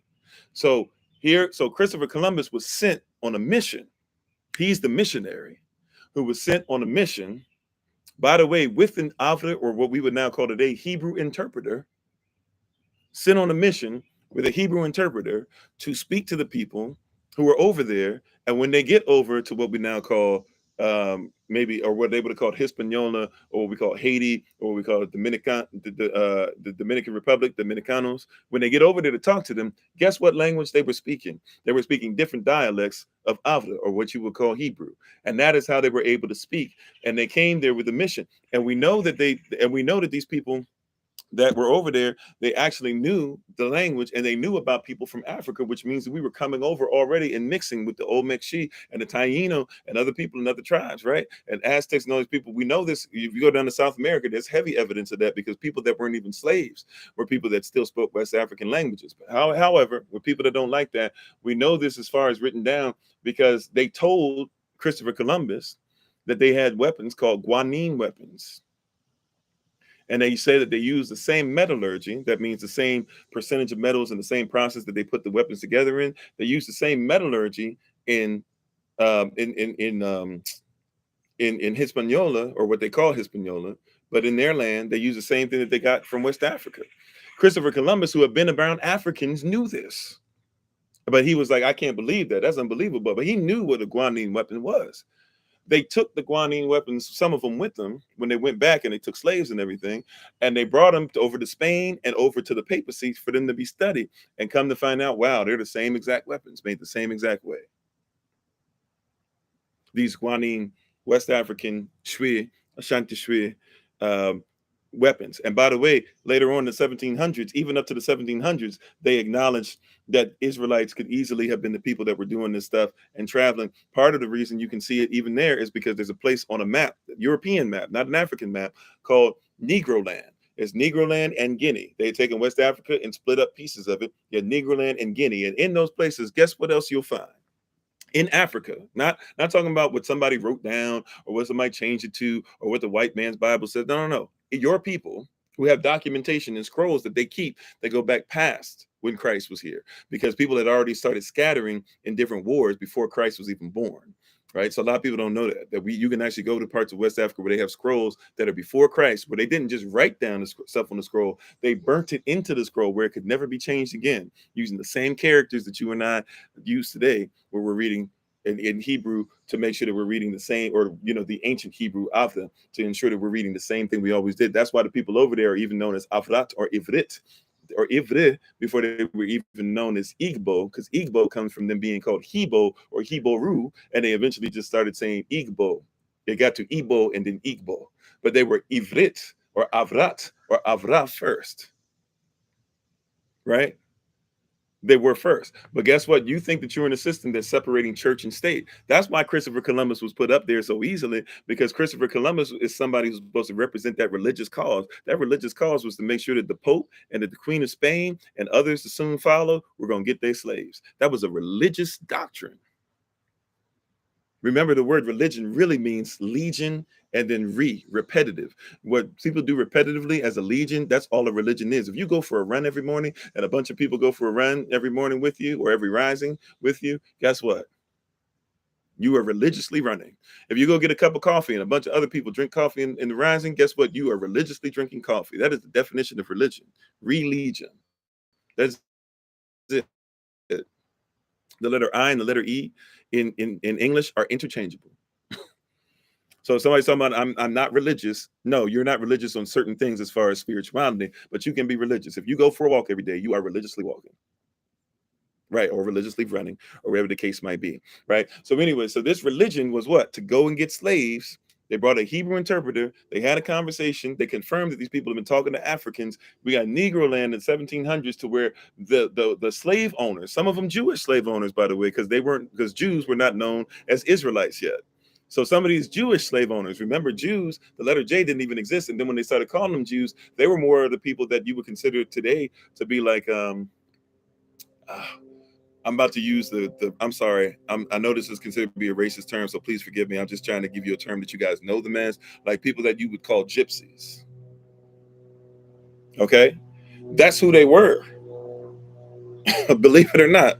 Like they were not who you think they were. And they had slaves. And they themselves documented that they had Israelite slaves and said that they were black and said that they were Negro. They had Negroid features, said they had nappy hair. And these people in Negro land in Europe, they had actually on the map, it said that it said the kingdom of Judah and the scattered Israelites were in Negro land and in Guinea. Look up a map of Negro land from the 1700s.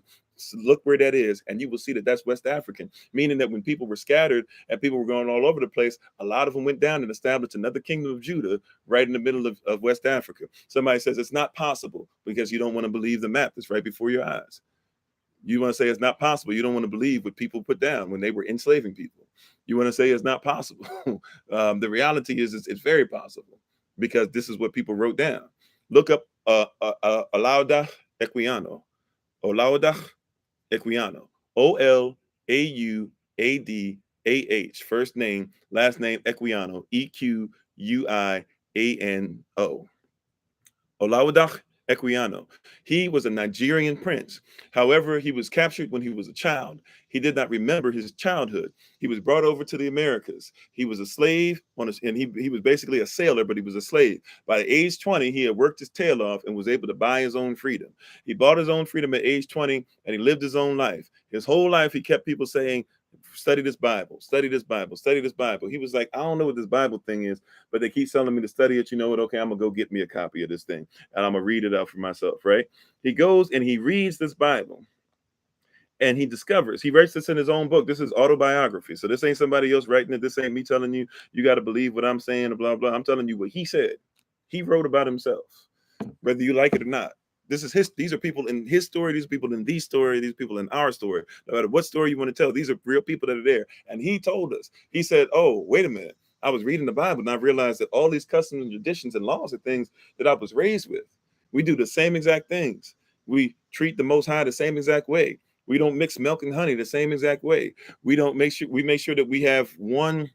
We don't stitch too many different types of fabrics and things together. We make sure we do a lot of different things. He said, you know what? He said, I believe I'm an Israelite. Matter of fact, he said, after I read the whole thing, he said, I am an Israelite. And I remember my childhood now. And if I hadn't been enslaved, I would have been living this every single day. So when people say, oh, you're making this up, or what was your God before somebody came and gave you a God? First of all, we didn't worship gods. That's not our language. That's not our culture. A God and a nature. Anansi is not a God. Gianyame is not a God. Alacham is not a God, right? We don't have gods, right? Right? We don't have gods. But guess what? The system they brought, it gave you a God, and it gave you a deity. It gave you something. A God can be anything you want it to be, him or her or it. Somebody brought that to you. We never had that concept,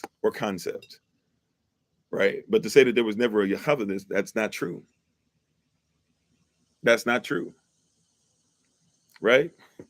But all these things are there to tell you all this stuff connected. And here you are telling people, oh, there's separation of church and state. No, there's not. You've been traumatized. You've been lied to for so long, and you're still trying to deal with the trauma. First things first, though, you can step out of it today. Do you choose to step out or not? Do you want to keep fighting for the things that are not there, right? Or not? I mean, you can keep putting, I'm not a religious person. I guess is that all you have to say? I mean, if that's the case, why are you on here telling me this over and over again? Like, go somewhere and not be a religious person, if there's a such thing, because you can't be an individual without a society, and you can't be in society without an individual. You know, but go with Yah if you choose him.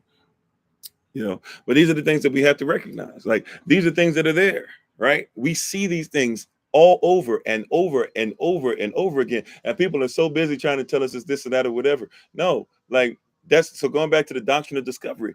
They said that if you don't worship their version of their God, they said that then you're not a real person. That's what they did. They said if you don't worship their version of their God, then you're not a real person. That's how they did that. And you agreed to it. Even if it was by hook or by crook, you agreed to it. And what happened is your generations have agreed to it. The second that we say generationally, let's stop the curse here, now all of a sudden people got problems. But we agreed to it. We agree to it every day. People are going to leave here and they're going to get ready to go into their service and they're going to praise God. And God and Elohim are not even the same thing, which means that what you say is in your Bible is not even what you down for. You said there's nobody worthy of worship but Allah. Well, even with Allah and Elohim are coming from the same thing. We cousins. So I'm not even trying to fight you. But when somebody comes on and tries to get us to fight, why? Because people lied to you. Right? There are people that will say Allah and don't even mean who you mean, because Allah is a title. Just like Elohim is a title. And Ishmael and Isaac are cousins. And so I'm not here to argue over whose cousin is better right now, because we could do that all day, right? At the end of the day, if we're cousins and the main thing should be the main thing, let's work together. But we'll come to say, nobody's worthy of worship except him. It's a way to be able to tune the other person out. You said Allah is just an Arabic word. No, it's a cultural thing. Arabic, by the way, used to just mean nomadic. Now you say Arabic because the people who rule over that this is the only thing known as Arabic. Before somebody hemmed up the word Arabic or cornered the market on the word Arabic, before they, in a sense, gentrified the word Arabic, there were a bunch of people considered Arabic. Israelites were considered to be Arabic because they were nomadic. Right? But people are trying to get us to separate. So once again, if we don't look at people as people in capitalism and the doctrine of discovery, if we say, if you don't believe what I believe, you're not as good a person, or you're not as viable a person, or you're not even a person, then it's easy for us to just try and say all we do is conquer each other. And that's what people are out here doing every day, conquering. And so you're dealing with conquering each other. That's the trauma. Remember, Nicolaitan doctrine. What does that mean? It says mentioned in Revelation chapter 2 twice. Don't be about Nicolaitan doctrine. There's many different things we could discuss in that, but main thing, Nikos means to conquer. Laus or laity means to be somebody who is able to be conquered. Right? They have you in capitalism believing that there is a classism, there is capitalism. Those that have money are the Nikos, and they tell you what the religion is, and you fight each other over what they tell you to do. Do you know that many of us don't realize we're nothing more than serfs or slaves? And we don't even know what those words mean. Serf is an indentured servant. So many of us, let me use some Prussian or Russian or European, Eurocentric type stuff for you. There's kings, there's lords, there's freemen, there's serfs, and there's slaves. And everybody fit into one of them 5 categories, except for the unseen, which really is the power behind all of it, right? The freedman is the only one. The freeman is the only one that has the ability to be under the Most High. Everybody else, you got to be under a king.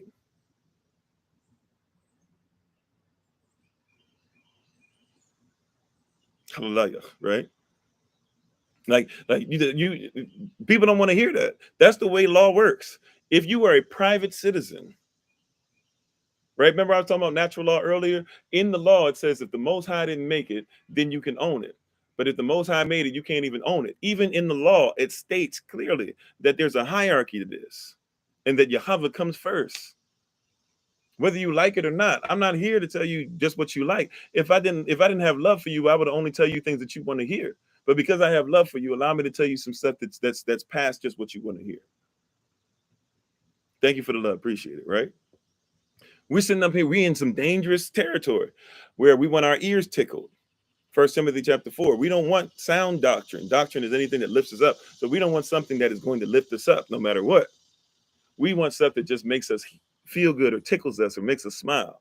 Well, what if I were to tell you that to get out of this trauma is going to take work? What if I tell you to get out of this trauma, you're going to have to fight against capitalism?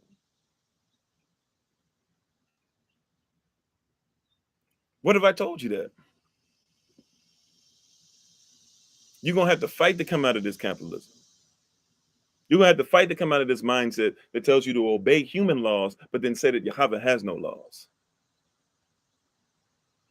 You're not free. You're not free. How do you obey the red light, but then say that the one that created what the senses that you have to think that you see the color red is somebody that you don't obey that?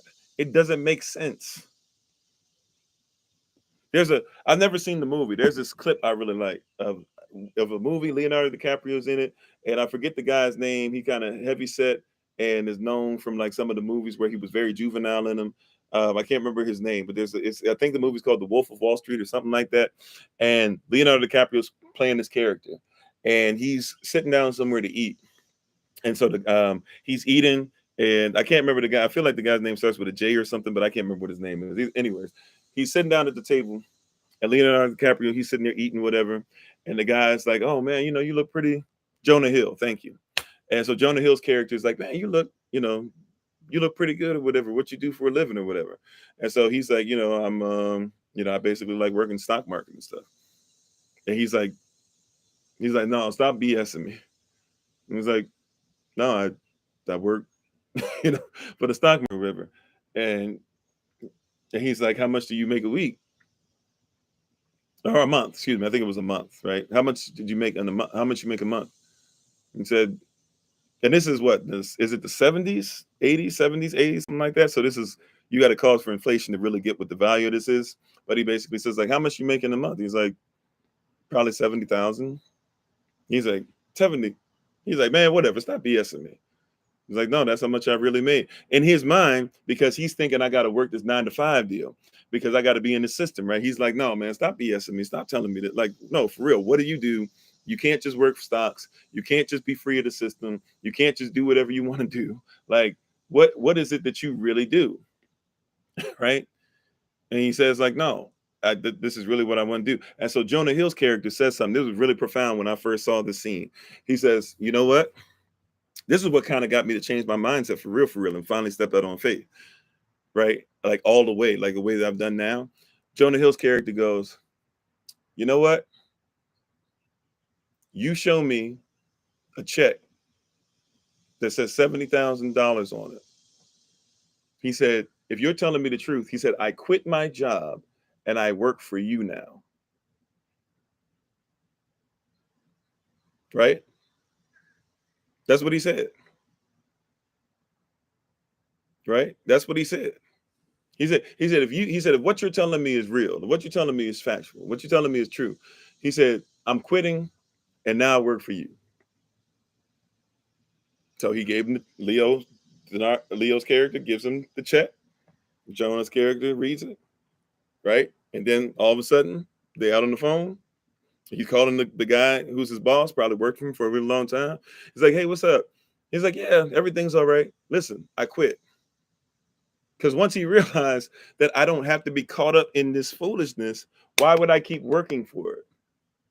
Why would I keep toiling for something? And I've seen the evidence. See, a lot of the stuff is there to where we haven't seen the evidence or we haven't looked for the evidence. I'm giving you today evidence of people. We can go to Flavius Josephus. We just did a whole thing on Flavius Josephus. I even posted for the Patreon family. I posted something on there for the stuff that we used during that session that we did, where we just spent the whole time listening to Flavius Josephus, who is one of us, who's somebody who said, who's one of us who said that give me a second, I'm sorry. He said he was one of us. He was a general. He was raised in it. He told the truth even about the fact that he probably should have killed himself, but instead he decided to go ahead and be a slave. He became somebody who was high up in their system. He was next to Vespasian. He knows about Herod. He was raised in all this stuff or whatever. He was trained in it. He became a historian. And people who like to study the history of Rome, there's certain romantic people, right? So when you talk about Vespasian and some of the stuff you know about Caligula and some of the other people, you only know about them because Flavius Josephus told you about it. But when it comes to your people, then they say, "Oh, that's not manifest destiny. That's not the white man's burden. That's not the doctrine of discovery." You're trying to use them to say that, Israel is something that has power. right? That's Balaam doctrine. You're warned about that in Revelation chapter 2 as well. What is that? Revelation chapter 2, verse 14. We're warned you about that doctrine, right? That doctrine, if you look it up, it's a doctrine that was created by somebody who was a prophet and was paid by Balak, who was a Mesopotamian king, or no, a Moabite king, excuse me.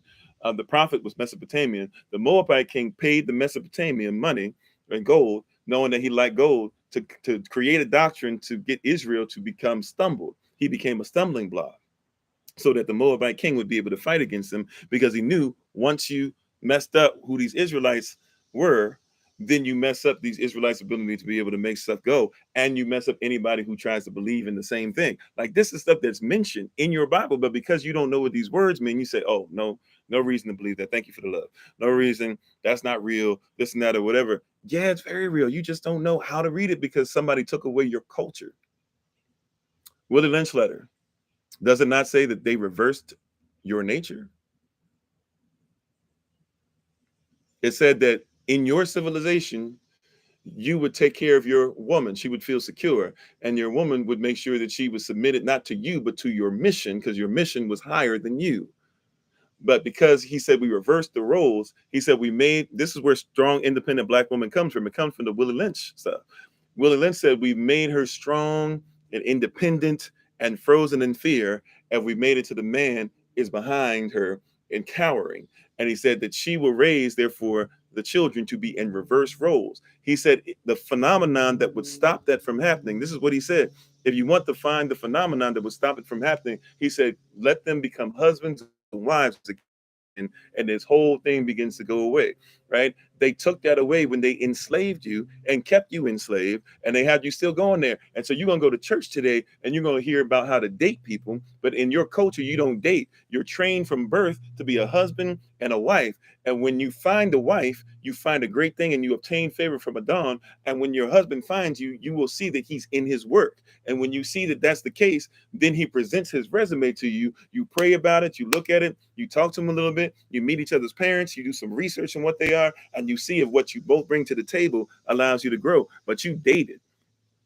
You dated in your approach. You dated and what's going on. You go out with somebody hoping that you might go out with them again, and you're not thinking about, I ain't wasting time going out with anybody that is not death do us part. Trauma.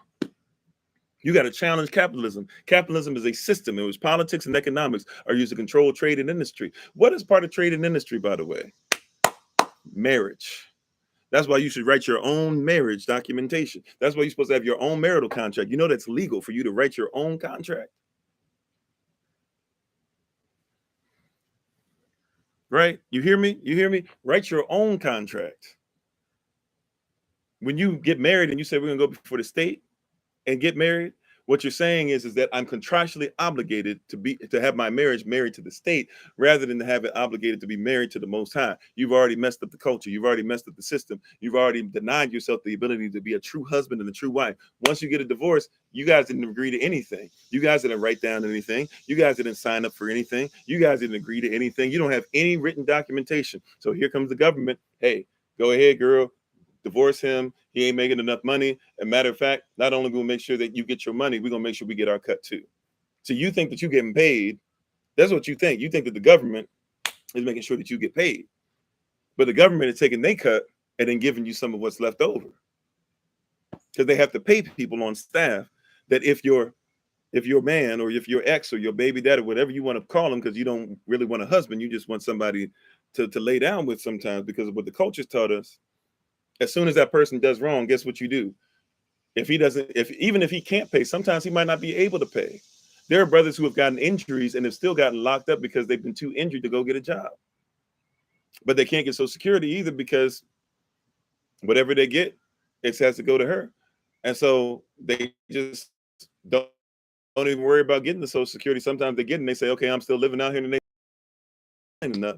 They get locked up. I'm talking about genuine cases that are out there. This happens over and over again where people live their whole lives in prison because they couldn't even afford to be in a situation. Now, all of a sudden, hear what I'm telling you.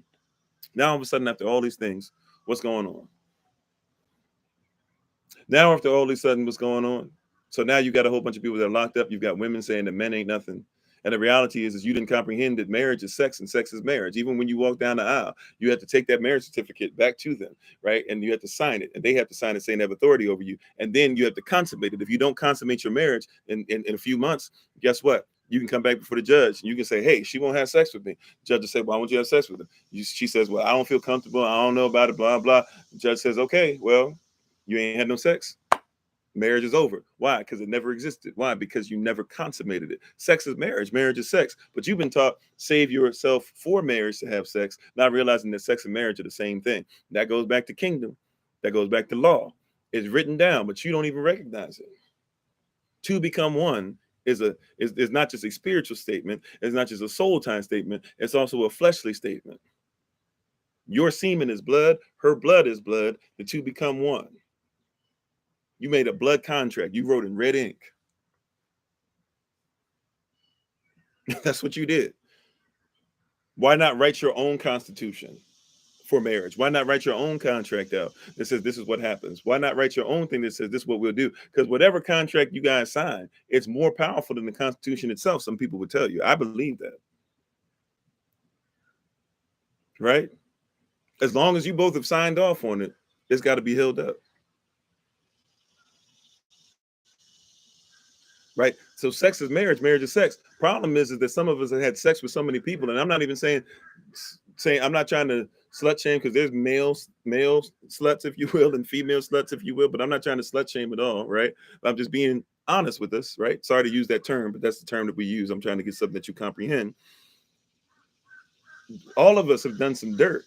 Matter of fact, the Bible says if you had a pornography issue, then if it was in your mind, you did it anyways. You still impure. Right. So I'm not talking about like we're trying to make somebody feel bad. All of us have sinned and fallen short of the glory, of the seriousness, of the weight, of the heaviness of the Most High. All of us have. Right. But the goal is we have to start realizing, recognizing these things to come out of it. We're dealing in trauma every day. We're dealing in trauma every day. So you get with a marital partner and you're trying to be in marriage, but you're like, man, this person doesn't really do what the other person used to do in the bedroom. You know why that's a problem? You know why that happened? It happened because you shouldn't have had multiple husbands. You shouldn't have laid down with all these wives. You know, when I was with this husband, you know, he used to do this thing with his tongue, and he used to do this, and he was this big and blah, blah, all this stuff. And he knew how to get the motion. When I was with this girl, you know, she was completely submissive. She was a freak, and she do this, and she flipped this, and let me go into this orifice and blah, blah. Like, I'm sorry if we going that deep, but this is stuff that y'all need to hear. Right? That you have multiple marriages. And so now you're trying to be obedient to multiple ones when you should have only had to be obedient to one. You should have only had to be submissive to one. That's why adultery kills the contract, because adultery says that you're trying to be submissive to multiple marriages. It's a system. It's capitalism. Capitalism says that that is whatever you say it's worth. Chase the money, chase the value. What is the value of a right? You know, a big button to smile is more valuable than a skinny waist. Thin waist, or a Coke bottle frame is more important, or women getting all this stuff and putting inside of them. You know, you getting fake behinds and fake breasts and all these things that don't even feel like it's not even natural. It's not even nature. It's not even who you are. But you're selling away who you are, trying to give in to somebody who's not in love with who you are, who doesn't love who you are, who doesn't declare and decree and acknowledge and lift up and can be concerned with who you are. He should be concerned with the natural law. His nature should be to protect who you are, and yet you're trying your best to go outside. You know, there are a lot of men that will pay for whatever it is that you want to get your bodies done. The reality is we're okay with your body. I know that everybody else is trying to make fun of you because of them stretch marks. Baby girl, when we lay down, I'm all over them stretch marks. I don't care about that. Right? Baby girl, them stretch marks is a sign. This is what real husbands say, right? Not real men. You're supposed to be qualified as a husband before marriage. You're supposed to be qualified as a wife before marriage. Real husbands ain't worried about that. Them stretch marks mean that you were willing to become a curse, that my child would be born. You were willing to put your life on the line. You were willing to submit to the mission of this child's life. And I could not have this child without you. Any man who's out here telling you that your stretch marks is a problem, he's not a real man. But capitalism tells him, oh, she don't look like the model that makes this much money. Okay, she ain't as good. Capitalism tells her, okay, well, you know, if I'm in my 50s and I got a girl next to me that's 20, it makes me look like I got it going on. No, bro, like that makes you look crazy. Like some people are 50 and have 20-year-old grandchildren, let alone some of us gonna be 50 with 20-year-old children. Right? Like that don't make you look cool. That makes you look foolish. But in capitalism, oh, that's what's up. But they're making you look like a real fool. You know, people be out here, you got me out here, you got me looking like a real fool. Right? But it makes you look like a real fool, bruh. Says 40 is the 40 is the new 20. People out here now, 50 the new 20. Girl, 40 is 40. Find somebody that loves 40. 40 looks great on you, baby girl. Right? And if you can't find somebody that 40 don't look great on you with, you need to go ahead and excuse yourself from that relationship.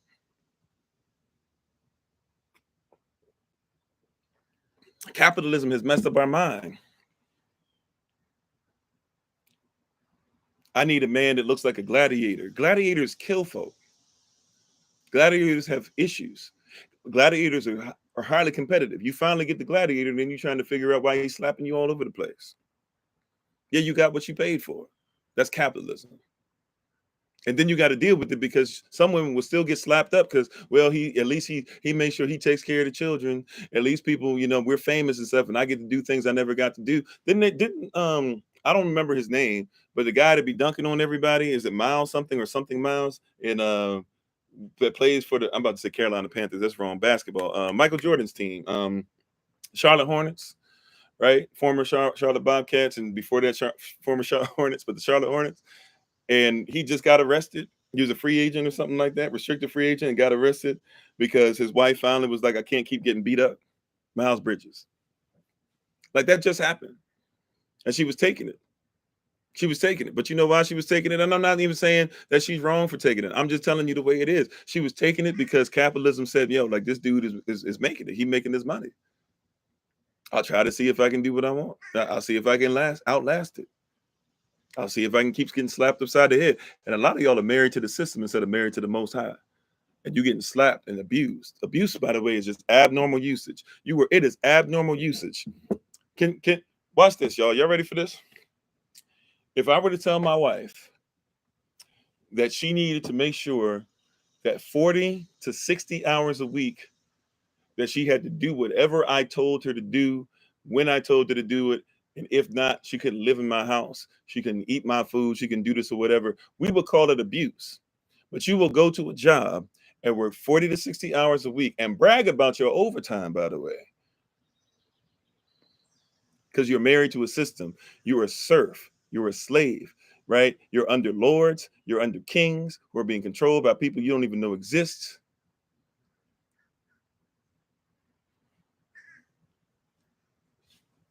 And then when people like myself come out and tell you that this is crazy, why would you keep abusing yourself? You say, man, he don't even know what he's talking about. That's Stockholm syndrome. Malcolm X, man, quote somebody that maybe you would respect more than me. Some of you don't respect him either. But Malcolm X, somebody that maybe some of you might respect more than me, he would say it like this. He would say that there were two kinds of slaves. There was the house Negro and the field Negro. The house Negro, he lived in the house with massa. He ate pretty good because he ate in the house. He ate what they left. He said he wore better clothes and he loved his master. I said he loved his master. I said he loved his master more than the master loved himself. If the house, if the master got sick, he said, "What's the matter, boss? We sick? We sick." Okay. He said if the house if the house caught on fire, he would fight harder to put the blaze out than the master would. And he said, if you were to come to this slave and say, "Run, let's run away, let's get away, let's separate," he would say, "What? Separate from what? From this plantation, from massa?" He said, "Where you gonna get better?" He would say, "Where you gonna get better clothes than this? where are you going to get better food than this? He said, where are you going to be able to live better than this? And I'm still I'm quoting. I'm pretty close with this Malcolm X thing. This is something I used to quote when I was like 8, 9 years old. So I'm pretty close with what I'm saying. Malcolm X then continued to say, and the same thing that the slave would say that house Negro would say back then, right, is the same thing that house Negro says today, right? When we come up to him and we say, hey, let's get away from America. Let's run away. Let's separate. He said, where are you going to get or where are you going to get better clothes than this? Where are you going to get a better car than this? Where are you going to get a better house than this? This is what you say, right? He loves his master more than the master loves himself. He'll fight to put the blaze out. I'm not quoting Malcolm X at this point. He fights to put the blaze out more than the master will themselves. Joe Biden came out here not too long ago and told you, if you don't vote for him, then you ain't black.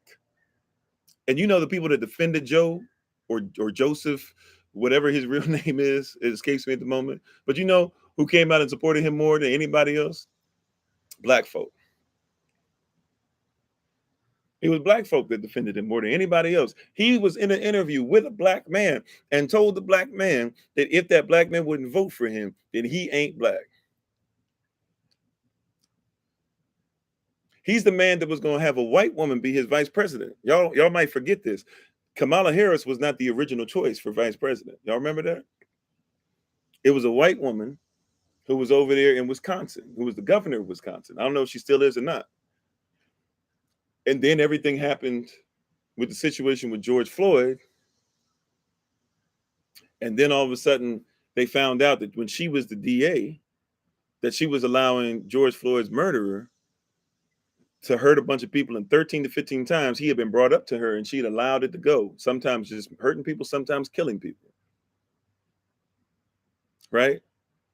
So then once that happened and they found out about it, the powers that be came to her and told her she needed to say something to y'all. She came out and what did she say? She said, you know what? I'm not going to run. I think that you should actually have a black woman to be your first vice president. As soon as she said it, I said, "Oh, Kamala about to be it," and everybody started celebrating it. But I knew, I said, we don't need to celebrate this. Why? Because Kamala Harris was locking us up, and Kamala Harris was locking people up for weed, and Kamala Harris was up there with black servants in her home having all white parties, her husband being white. I'm not saying you can't marry who you want to marry, but I'm saying you got an all white party and all your stuff there. Kamala Harris didn't even fancy herself to be black. She used it to be able to get into a good school because she couldn't get into the white school she wanted to. So she went to a historically black college university, HBCU, but she didn't really want to go there. But they chose her. And remember, Kamala Harris and all this stuff talking about Wakanda forever and all this stuff after while she was locking black people up. Y'all remember? Go look for that stuff. Her talking about Wakanda forever while locking black people up. But remember, in her doing that too, when she was running, remember she was running for president at first, and she told the truth about. While not telling you about her truth, somebody else had to bring up the truth about her. Right? I believe it was a Latino candidate that did so, a woman who did so. And how she was, or Latina, excuse me, candidate that did so. But when she was running, she told you that Joe Biden was racist. She told you Joe Biden didn't care about black people. She told you about all those laws that Joe Biden participated in. And she told you why Joe Biden, therefore, wouldn't be a great candidate for anybody that was black. She told you that as the token that she is. Then all of a sudden, out of nowhere, she said, Joe and I are going to fix this country together. And then when Joe Biden won, she said, we did it, Joe.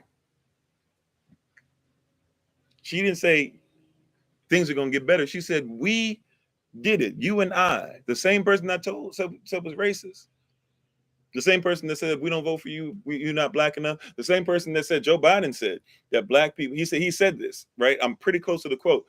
He said, we know that the Latino community, unlike the black community, the Latino community has a very strong and rich history.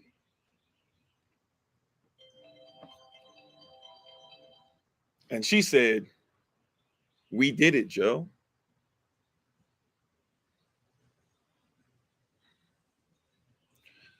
Right? But going back to Malcolm X quote, right?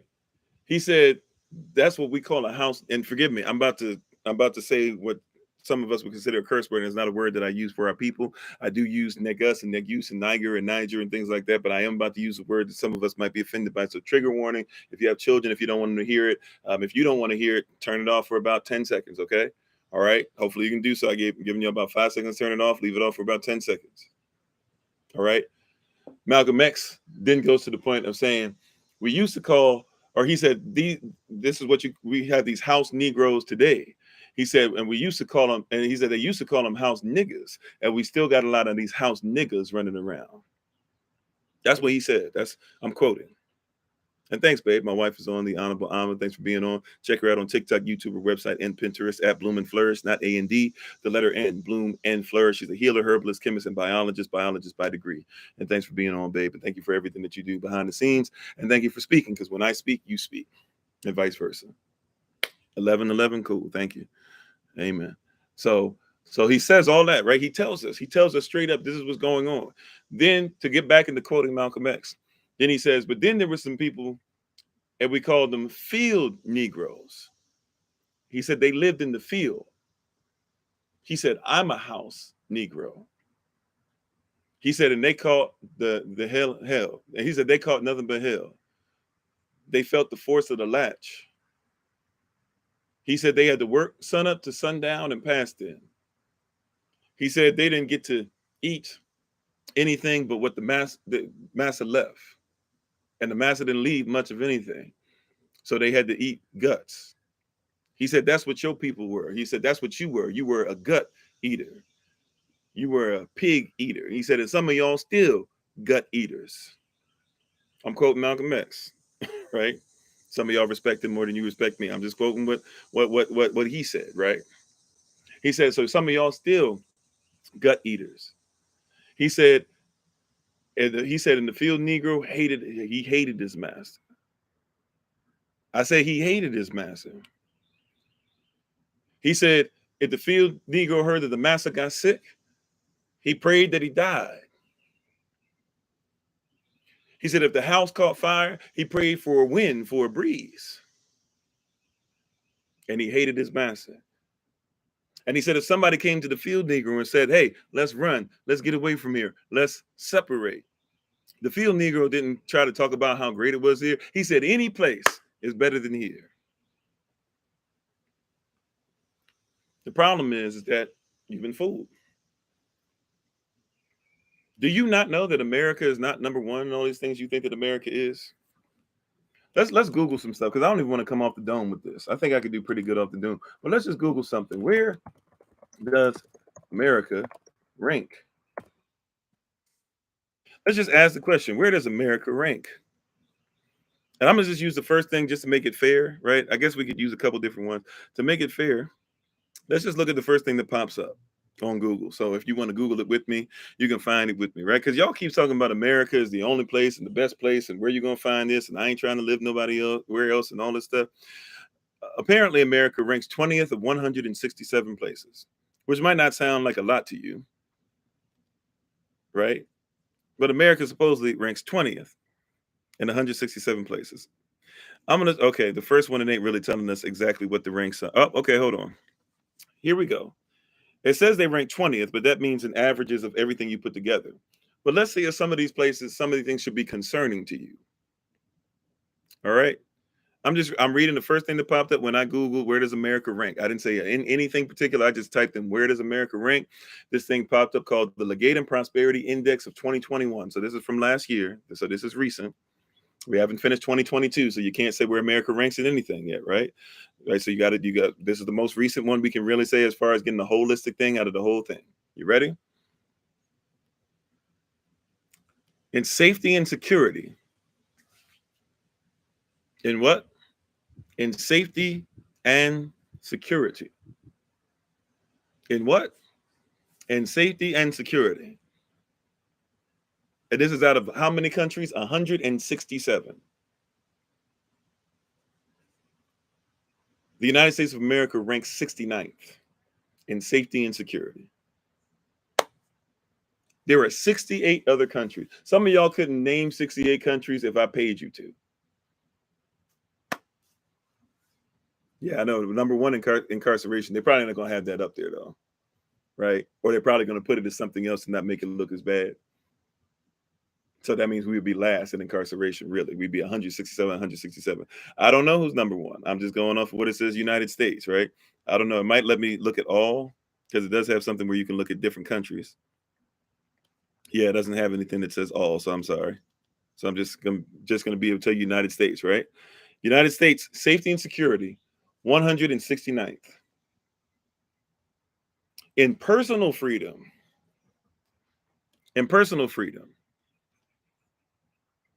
right? So safety and security, 169th. Personal freedom. It says that they are 22nd.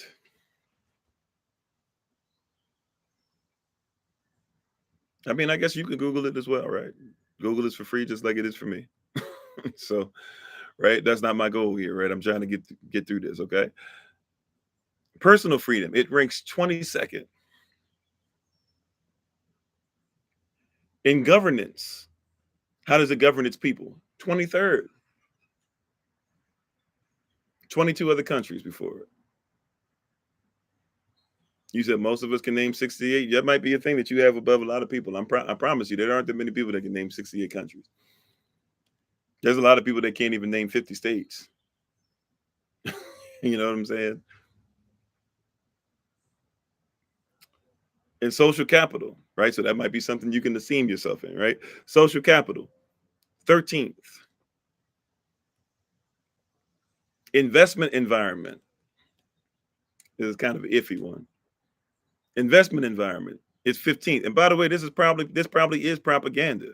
This is the first thing that popped up. So more than likely, this is somebody where they're like saying, hey, hook us up in this a little bit. They say enterprise conditions, which basically probably just means, being able to make sure that you are able to help others or whatever, or not help others, sorry, to be like these corporations or to make sure that you build your business, right? They say they're fourth. Okay. That's the highest in anything we've seen so far. They're fourth. In economic quality, not in even economic, what you would call equality, but in economic quality, it says they are 16th. Okay. Living conditions, because everybody should live in America. Nobody else lives better than America. Nobody else can get it better than the Western world. Why are you talking about all these things? Somebody came on earlier. Tell me where you can find somewhere else to live that's better than America. In living conditions, 27th.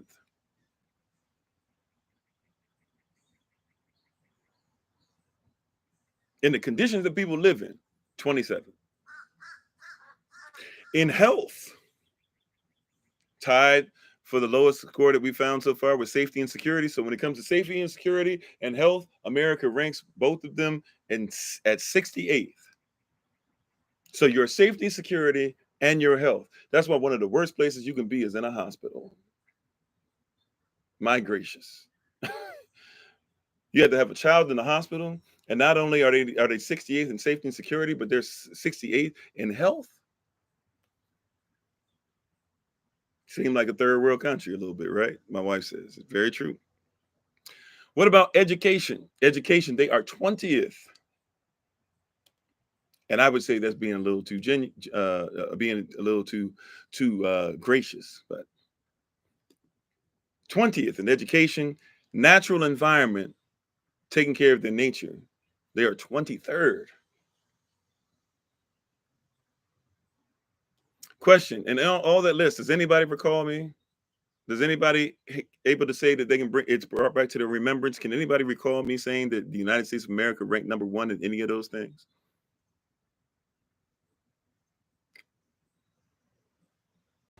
How you doing this, Lisa? Can anybody recall me saying America was number one in any of those things we just listed? But that might just be, that might just be me, messing up some things.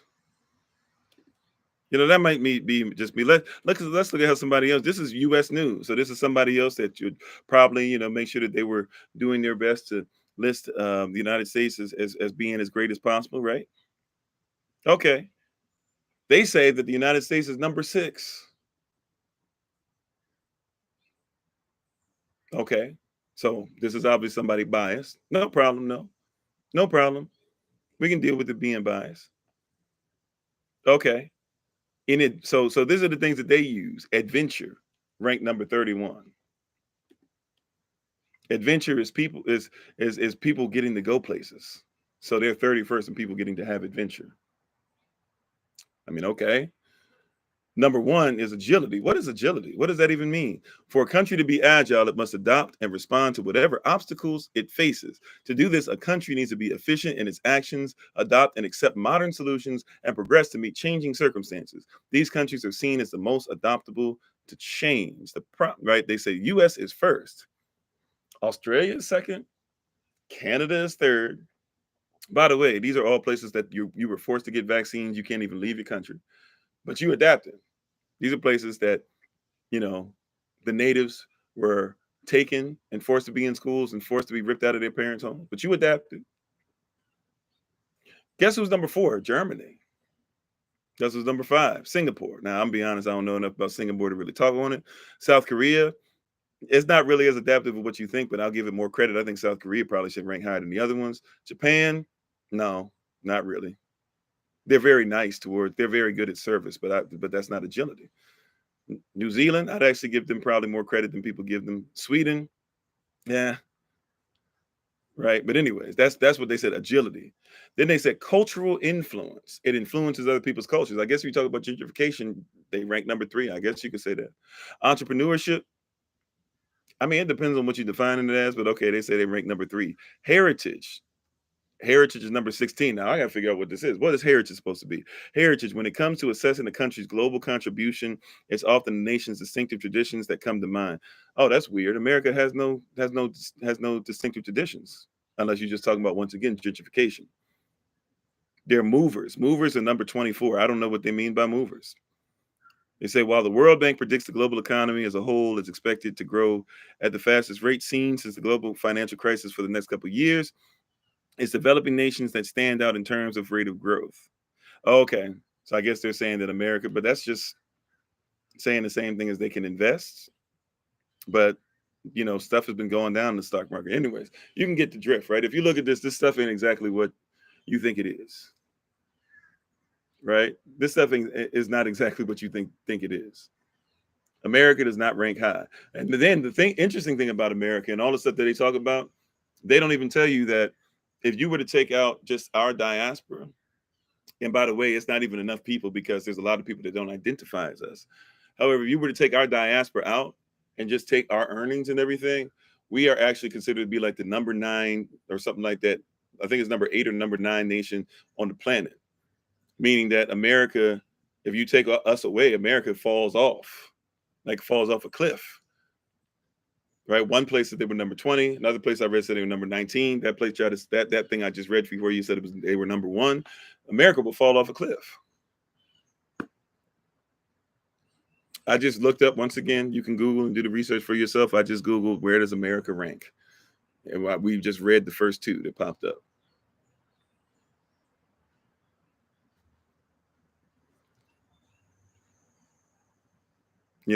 I ain't even talking about education. Like if we want to do education, if they try to say that America's like in the top 30 or 40, it's a lie. You know how I know it's a lie? Because I see people all the time where they ask them how many stars in the U.S. flag, and people talking about 37. I mean, we in bad shape. And then here's the deal, even with intelligence, I know we're way over, right? So let me go ahead and get ready to take our leave. Hopefully you guys have gotten to see how capitalism can be traumatic. You said you're safer in most third world countries. Yeah, let's do this. Let's see. Let me just put that in, babe. That's a great. Before we get ready to take our leave, where does America rank in safety and security? And let's see if we can get a list. See, now this is a different site, so it's probably going to try to say America is much higher than what it was. Oh, it doesn't even give America in it. It just says here's the top 10 safest countries. And America's not even in it. Number 1 is Iceland. Understandable. Number 2, New Zealand. I would believe that. Number 3, Portugal. I think that depends on who you are. Number 4, Austria. I think that depends on who you are. Number 5, Denmark. I'd actually probably concur with that a little bit. Number 6, but if you notice, they're not going to put in the African countries. Ghana is probably the safest place you can be on the planet. Real talk. But they're not dealing with us. So they don't consider us. We're not in there, right? Denmark, Canada, number 6, Singapore, number 7, Czech Republic is number 8, Japan is number 9, Switzerland is number 10. Now, one of those places is Sweden or Switzerland. No, it's not Switzerland. It's Sweden, is it? Is that one of the places where they literally like putting chips inside people and stuff like that? They've been experimenting with that for some years now.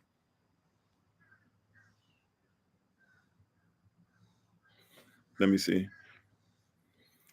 It says peace index, but it doesn't give me a graph.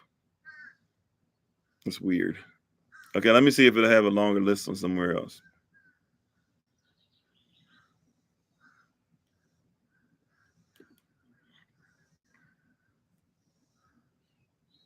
Yeah, this is just another top 10.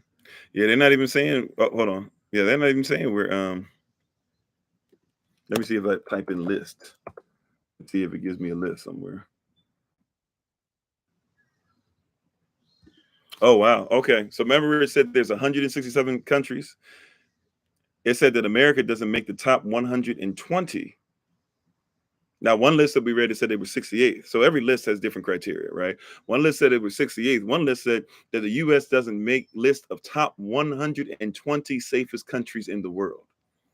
This is thepointsguy.com, written by Carolyn Chagrin. Her name is even that makes you a little scandalous or whatever.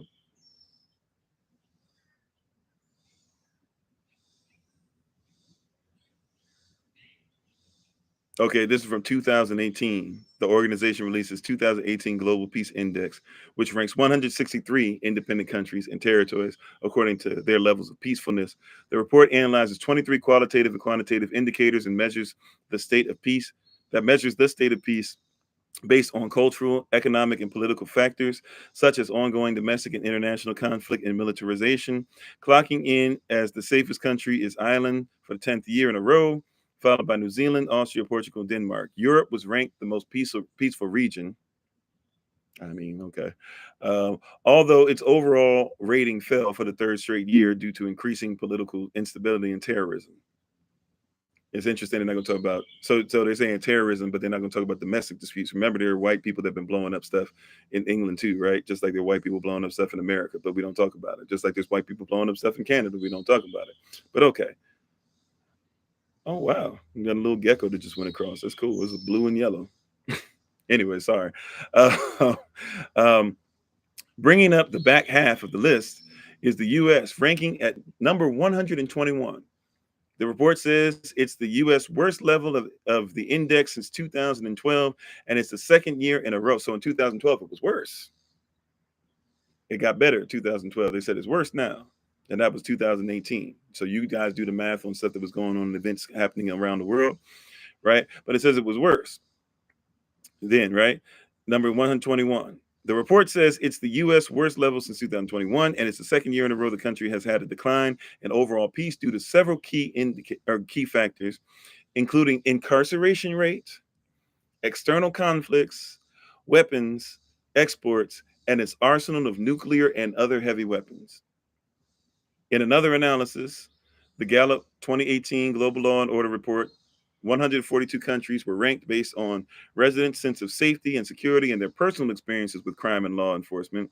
Singapore took the top spot on that list, followed by Norway and Iceland, trailed by the US at number 35. So basically, you got to look at it this way. America, if you look at its overall indicators, they're saying that America is 121, right? And then in that one, they said they were 121 out of 163. Okay. They're saying if you look at another report they did as far as when they talk to people personally, so that means that they went to certain people to talk. So by the way, if somebody lives in a non-safe neighborhood, do you think that they're going to go to the non-safe neighborhoods to ask all those people if they feel safe? Of course not. Right. So so they went to nice neighborhoods or neighborhoods that they thought were okay enough to be able to go and ask people did they feel they were safe. And so a country that's supposed to be 121st on the list out of 167 all of a sudden becomes number 35 on the list out of 142, which still means there would be 34 other countries that rank better. However, what they're trying to say is, oh yeah, people feel what really is going on is they're asking people questions in person, and those people personally are saying, oh yeah, I feel comfortable in this rich, nice neighborhood, but I don't really feel comfortable. But the person who doesn't feel comfortable, they're not even going to ask them. So of course America jumps higher. But that means even in nice, rich neighborhoods, there were enough people to make America go all the way down to number 35. Right? Capitalism causing trauma.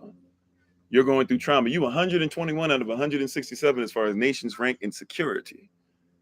And then you're surprised that there's school shootings.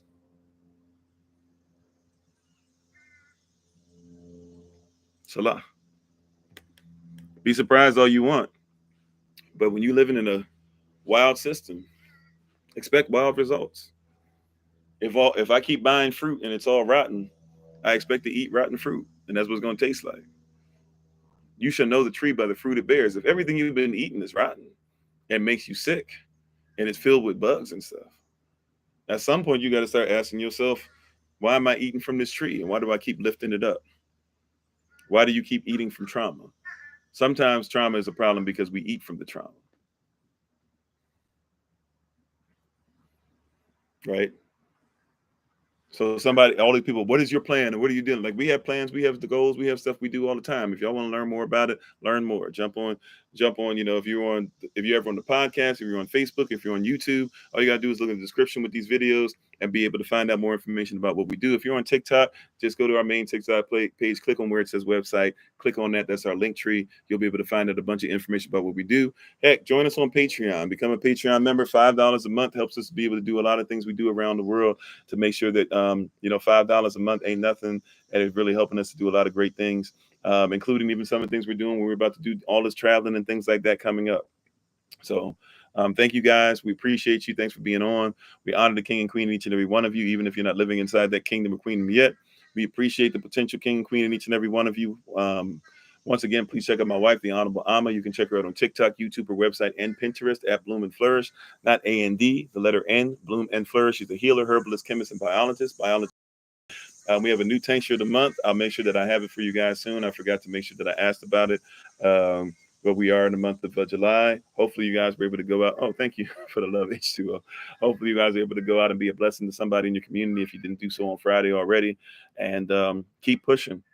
And all these things we've been talking about with trauma, we've been giving you, by the way, when people came on, what are your solutions? How can we work on this? Do this. We have exercises. We have our affirmations, Romans 8:1, Romans 8:11, Romans 8:18, Romans 8:19, Romans 8:28. We have that posted up on Patreon as well. We do one-on-one, we do life coaching, we do marital coaching, we have classes. We have people that you can reach out and talk to. Sometimes just hearing somebody's voice, hearing that somebody knows is there to tell you that they love you and they appreciate you and that you're worthy. Sometimes that can be all the difference in the world, right? But just know that we appreciate you. We appreciate your time. If you haven't been with us before, we are on minus Wednesdays. Wednesdays is my day off. Witness days, those days that people lift up Odin. That's my day off. If you would like to join us, though, every day except Wednesday, I'm on every day at 8 a.m. Eastern New York time. We're on every evening, 8 p.m. Eastern New York time. We're actually getting ready to finish our second semester, which means that for a little bit, we'll actually be able to go live for longer in the evenings again.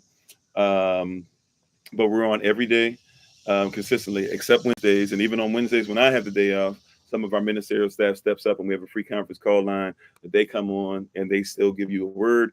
We have also on the free conference call line, we do Thursday Rising Prayer. We have early Rising Bible Study session, which is really early in the rising to ensure that you get something to start your day off, where we can, and even our classes and stuff, they're a little bit different. How you doing? Peace, Silver Loki.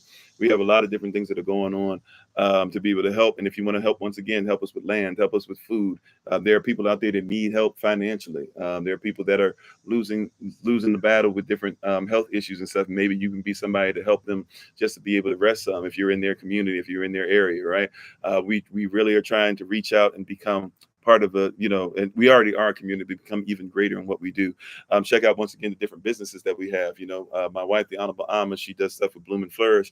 She does stuff with ChangeTheLinesInitiative.org. Sister Beverly does stuff as far as making sure that she has shea butter and jewelry. Minister Sonia has stuff to where she does healing through Reiki. If I'm saying that correctly, I don't know if I am. Forgive me if I'm not. I was talking about it even in our class with the Honorable Maya taught and allowed her to talk about it. We have Sister Kelly, who does soaps and things like that, of that nature, to help us. And these are all natural. These are all organic. We have people that do seasonings. We have Brother TJ, who does stuff online as far as helping you to be able to grow in your area, as far as social media and copywriting and things of that nature, and making sure that your business and stuff produce well. We have and I'm sorry, we have people that do t-shirts. Brother Jermaine, Minister Tamara, Sister Dawn. We have people who do, the list goes on and on and on, right? We have people that do their own music. We have so much stuff that we can support within each other as a group, right? And so if you're interested in doing any of those things to help each other, even if you're like, you're not somebody, I want to give a donation or a tithe or offering to help with the land or something like that, like, help your community, right? Don't even make it about me. Tithe to your community, because that's all. When you give, that's all we're really trying to do is community. So even if you're like, I don't trust them, okay, fine. Find each other and support each other directly. Don't make me the excuse.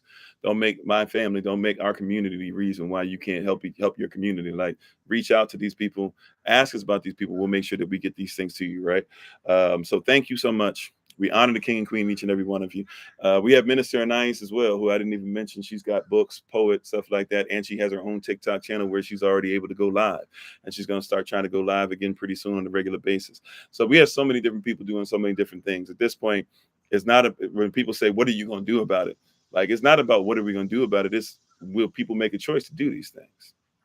Right.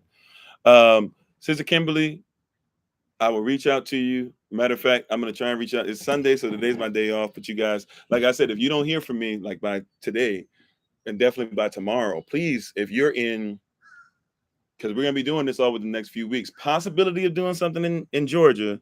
I'm not saying guaranteed, but possibility of possibly doing something in Georgia. I'm not guaranteeing it, because I would have to. That's the one area I haven't made sure that my wife and I are in sync on. I haven't presented it to her, so I'm going to make sure. So I'm saying possibility.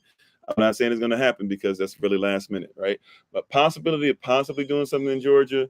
But if you're in DC, if you're in possibility Pennsylvania, if you're in North Carolina, if you're in the area of Missouri somewhere, if you're in the area of Houston, Texas, if you're in the area of Rawlins, Wyoming, if you're in the area of San Francisco, California, you need to let us know as soon as possible. If you don't get something from us, and I can be very busy, if you don't get something from us, right, let us know. Also, too, don't forget, October 14th through the 16th, Convocation. That's according to the word. On the 8th day, we're supposed to make sure that we get together. So Convocation, October 14th through the 16th. That's going to be in Detroit.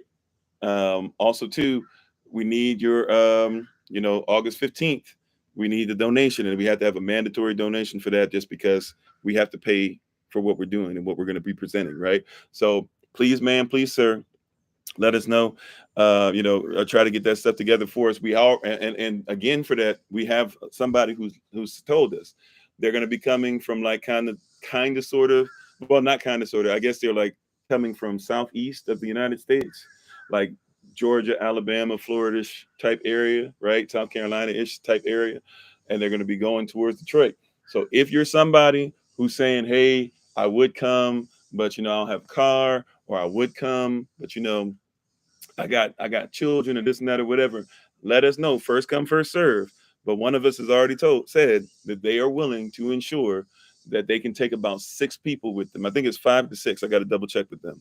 But about 5 to 6 people, if you want to come together and you want to go ahead and come up together, right, then you have to let us know. We don't have a location yet. If you want to help us with a location that you know that we could do something for a couple of different days at, let us know, right? But we don't have a location as of yet. So if you know some places, the only places I really know are places like we done stuff with the children at, or with children before. So that's the only places I really know up there from the last time I was there. Other than that, we just came to visit family.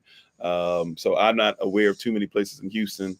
But if y'all want to do something, whatever, if those of you who are in the area, y'all let us know. But don't forget, Convocation coming up too. So we're really moving. We're really rolling all over the place. We're trying to meet up. We already been to, where have we been to this year? We've been to New York, a couple places in New York, right? Upstate and New York City. We've been to Pennsylvania a couple times. We've been through Detroit already. We've been through Chicago already. We've been through North Carolina, South Carolina a couple times. We've been in Georgia once or twice. We've been well, I can't count those. So yeah, so we've been a couple places already. So please, ma'am, please, sir, let us know. You said you're all the way in Massachusetts. Massachusetts, I don't know. The closest place it would be upstate New York, and I don't know next time. I don't know. We're gonna try to do upstate New York possibly again this year, but I don't know because we can't. We had a really bad experience in upstate New York as far as weather, so we definitely can't do upstate New York outside of certain seasons because it was just a really bad experience, and I'm not gonna allow us to be in that position again. I know something can always happen, but it was pretty crucial. So we want to just make sure that but we'll try, but I think that's the closest we had somebody else that was in Massachusetts. I know we had a couple people in Delaware at one point too, but that's not really that area. But yeah, so we can try and do it or whatever, but hey, just putting that out there. So once again, places, possibly small possibility of Georgia, but definitely DC area, maybe Baltimore area ish as well. um Possibly Pennsylvania, probably like Philly-ish, maybe Lancasterish, Philly-ish. I don't know which one. Probably Philly-ish though. North Carolina for sure. Um, Missouri. It's gonna be Missouri. I don't know if it's gonna be St. Louis or not, but it's gonna be somewhere in that area. H Town, Rawlins, Wyoming, and San Francisco. All right.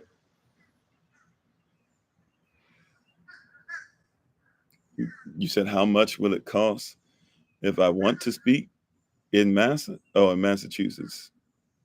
So if you want me to speak in Massachusetts.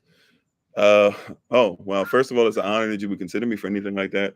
Um, I would say that, number one, just be ready because I'm going to be coming, with my wife, and child, anywhere that I go. So bare minimum, we need to make sure that we take care of like gas and place to stay and stuff. And then anything else, we can speak as far as, because a lot of stuff we do is via donation. It depends on what it's for and who it's for. But go to the TikTok page, or go to any of the videos we put up, but it's probably easier to go to the TikTok page or even DM us. But go to the TikTok page, click on where it says website, click on that. That's our link tree. Find a way to be able to get in contact with us. If you find a number, easiest way to do the number thing is to text us. If you call, for whatever reason, the system, we got two different systems we use, and just personally, for whatever reason, it just never gets to me the way it needs to. But if you text, I see it, right? Even if I can't answer it right away, at least I see it. So just be ready for those things that are going to be happening. And yeah, if you'd like us to be able to think about doing something like that or whatever, we just got to do some stuff, do some research of the area, make sure that we are communicating or whatever, and talk it over with my wife. My wife and I, we make decisions together, like that. So she's going to be coming, and so with my child, so we have to make sure that we do that. But yeah, just reach out, and we'll make sure that as long as everything's there, and as long as we're able to contribute to community, and as long as it's something that's like, I really don't even care, as long as it's something that's not going to be dangerous to us. Because it's, when I'm coming with a community, so I got to be careful. If it's me by myself, it's different. But if you're just talking about speaking, I don't know if it's at an event, at a church, at a corporation, it just depends on what we're trying to do. But yeah, feel free to move out, or contact us. Number to reach, the best number to text me out. Let me just go ahead and say this: best number to text me at is, if somebody can write this down, because when I type it in on TikTok, for whatever reason, it doesn't work correctly. But if somebody can just type this in, text me at 202-599-7312. Again, that's 202-599-7312. Again, I say, that's 202-599-7312. Last time, that's 202-599-7312. Thank you, Hattie. Appreciate it. So thank you. I think that's all we have for today. I know we went over. Sundays is usually when we go a little over. It's usually when we had the most people to join us. So we kind of take advantage of that a little bit. However, I'm going to get ready to take time off because Sunday is our family day over here. So we're going to go ahead and spend that with family. Keep, I'm forgetting the brother's name. One of our brothers. His wife is pregnant. She might have had a baby. Her due date was July 1st. So keep them in prayer and the things that they're trying to do. And we're praying for safety for the baby and that the baby be able to come home safe and everything with as few pokes and prons and stuff as possible. I can't remember the name. I'm so sorry. I have it saved, I think, but I can't remember the name right now. But keep them in prayer. Thank you so much. Continue to be great in the community. Thank you, everybody who was with us yesterday. The meeting was very powerful and very great. And thank you guys who were open. Thank you guys who were willing to listen. Thank you guys who were willing to suggest things to each other. We really appreciate you guys. Thank you for all for your likes, for your shares. If you're on YouTube or ever come on YouTube with us, by the way, please like, share, subscribe, all that great stuff. If you get a chance to on TikTok, we have a second TikTok channel. This is Kofi_43 for a reason.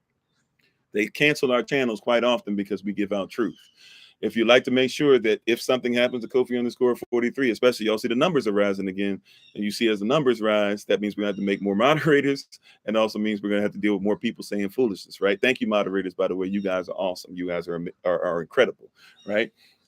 However, as we grow, people try to do more stuff. They try to lie on you. They try to say that you're saying stuff that you didn't even say. They try to get you kicked off. So if you would like to, please, ma'am, please, sir, to help us out, one of the easiest ways you can do so, some of y'all like, I don't trust y'all enough yet. I don't want to give this. I don't want to give time. I don't want to give any finances. Okay, cool. Get it.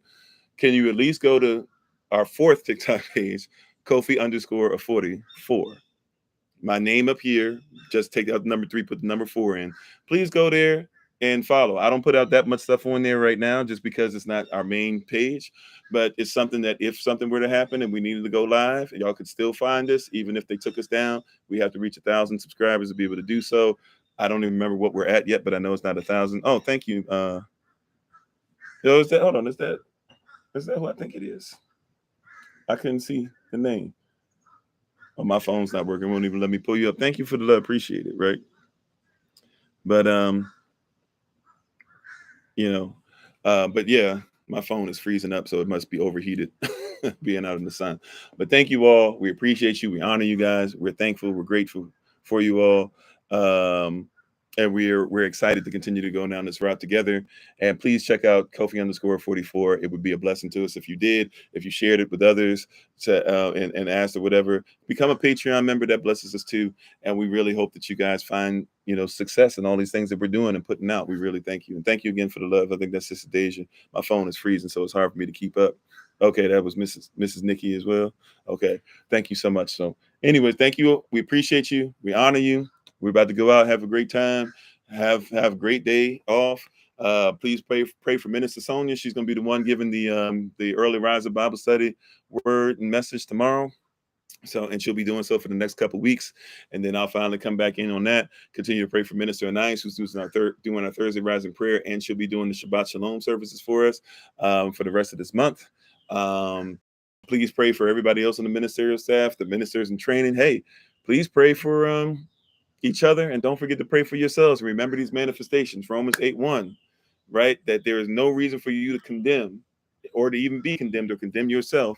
Why? Because you follow after the Spirit and not after the flesh.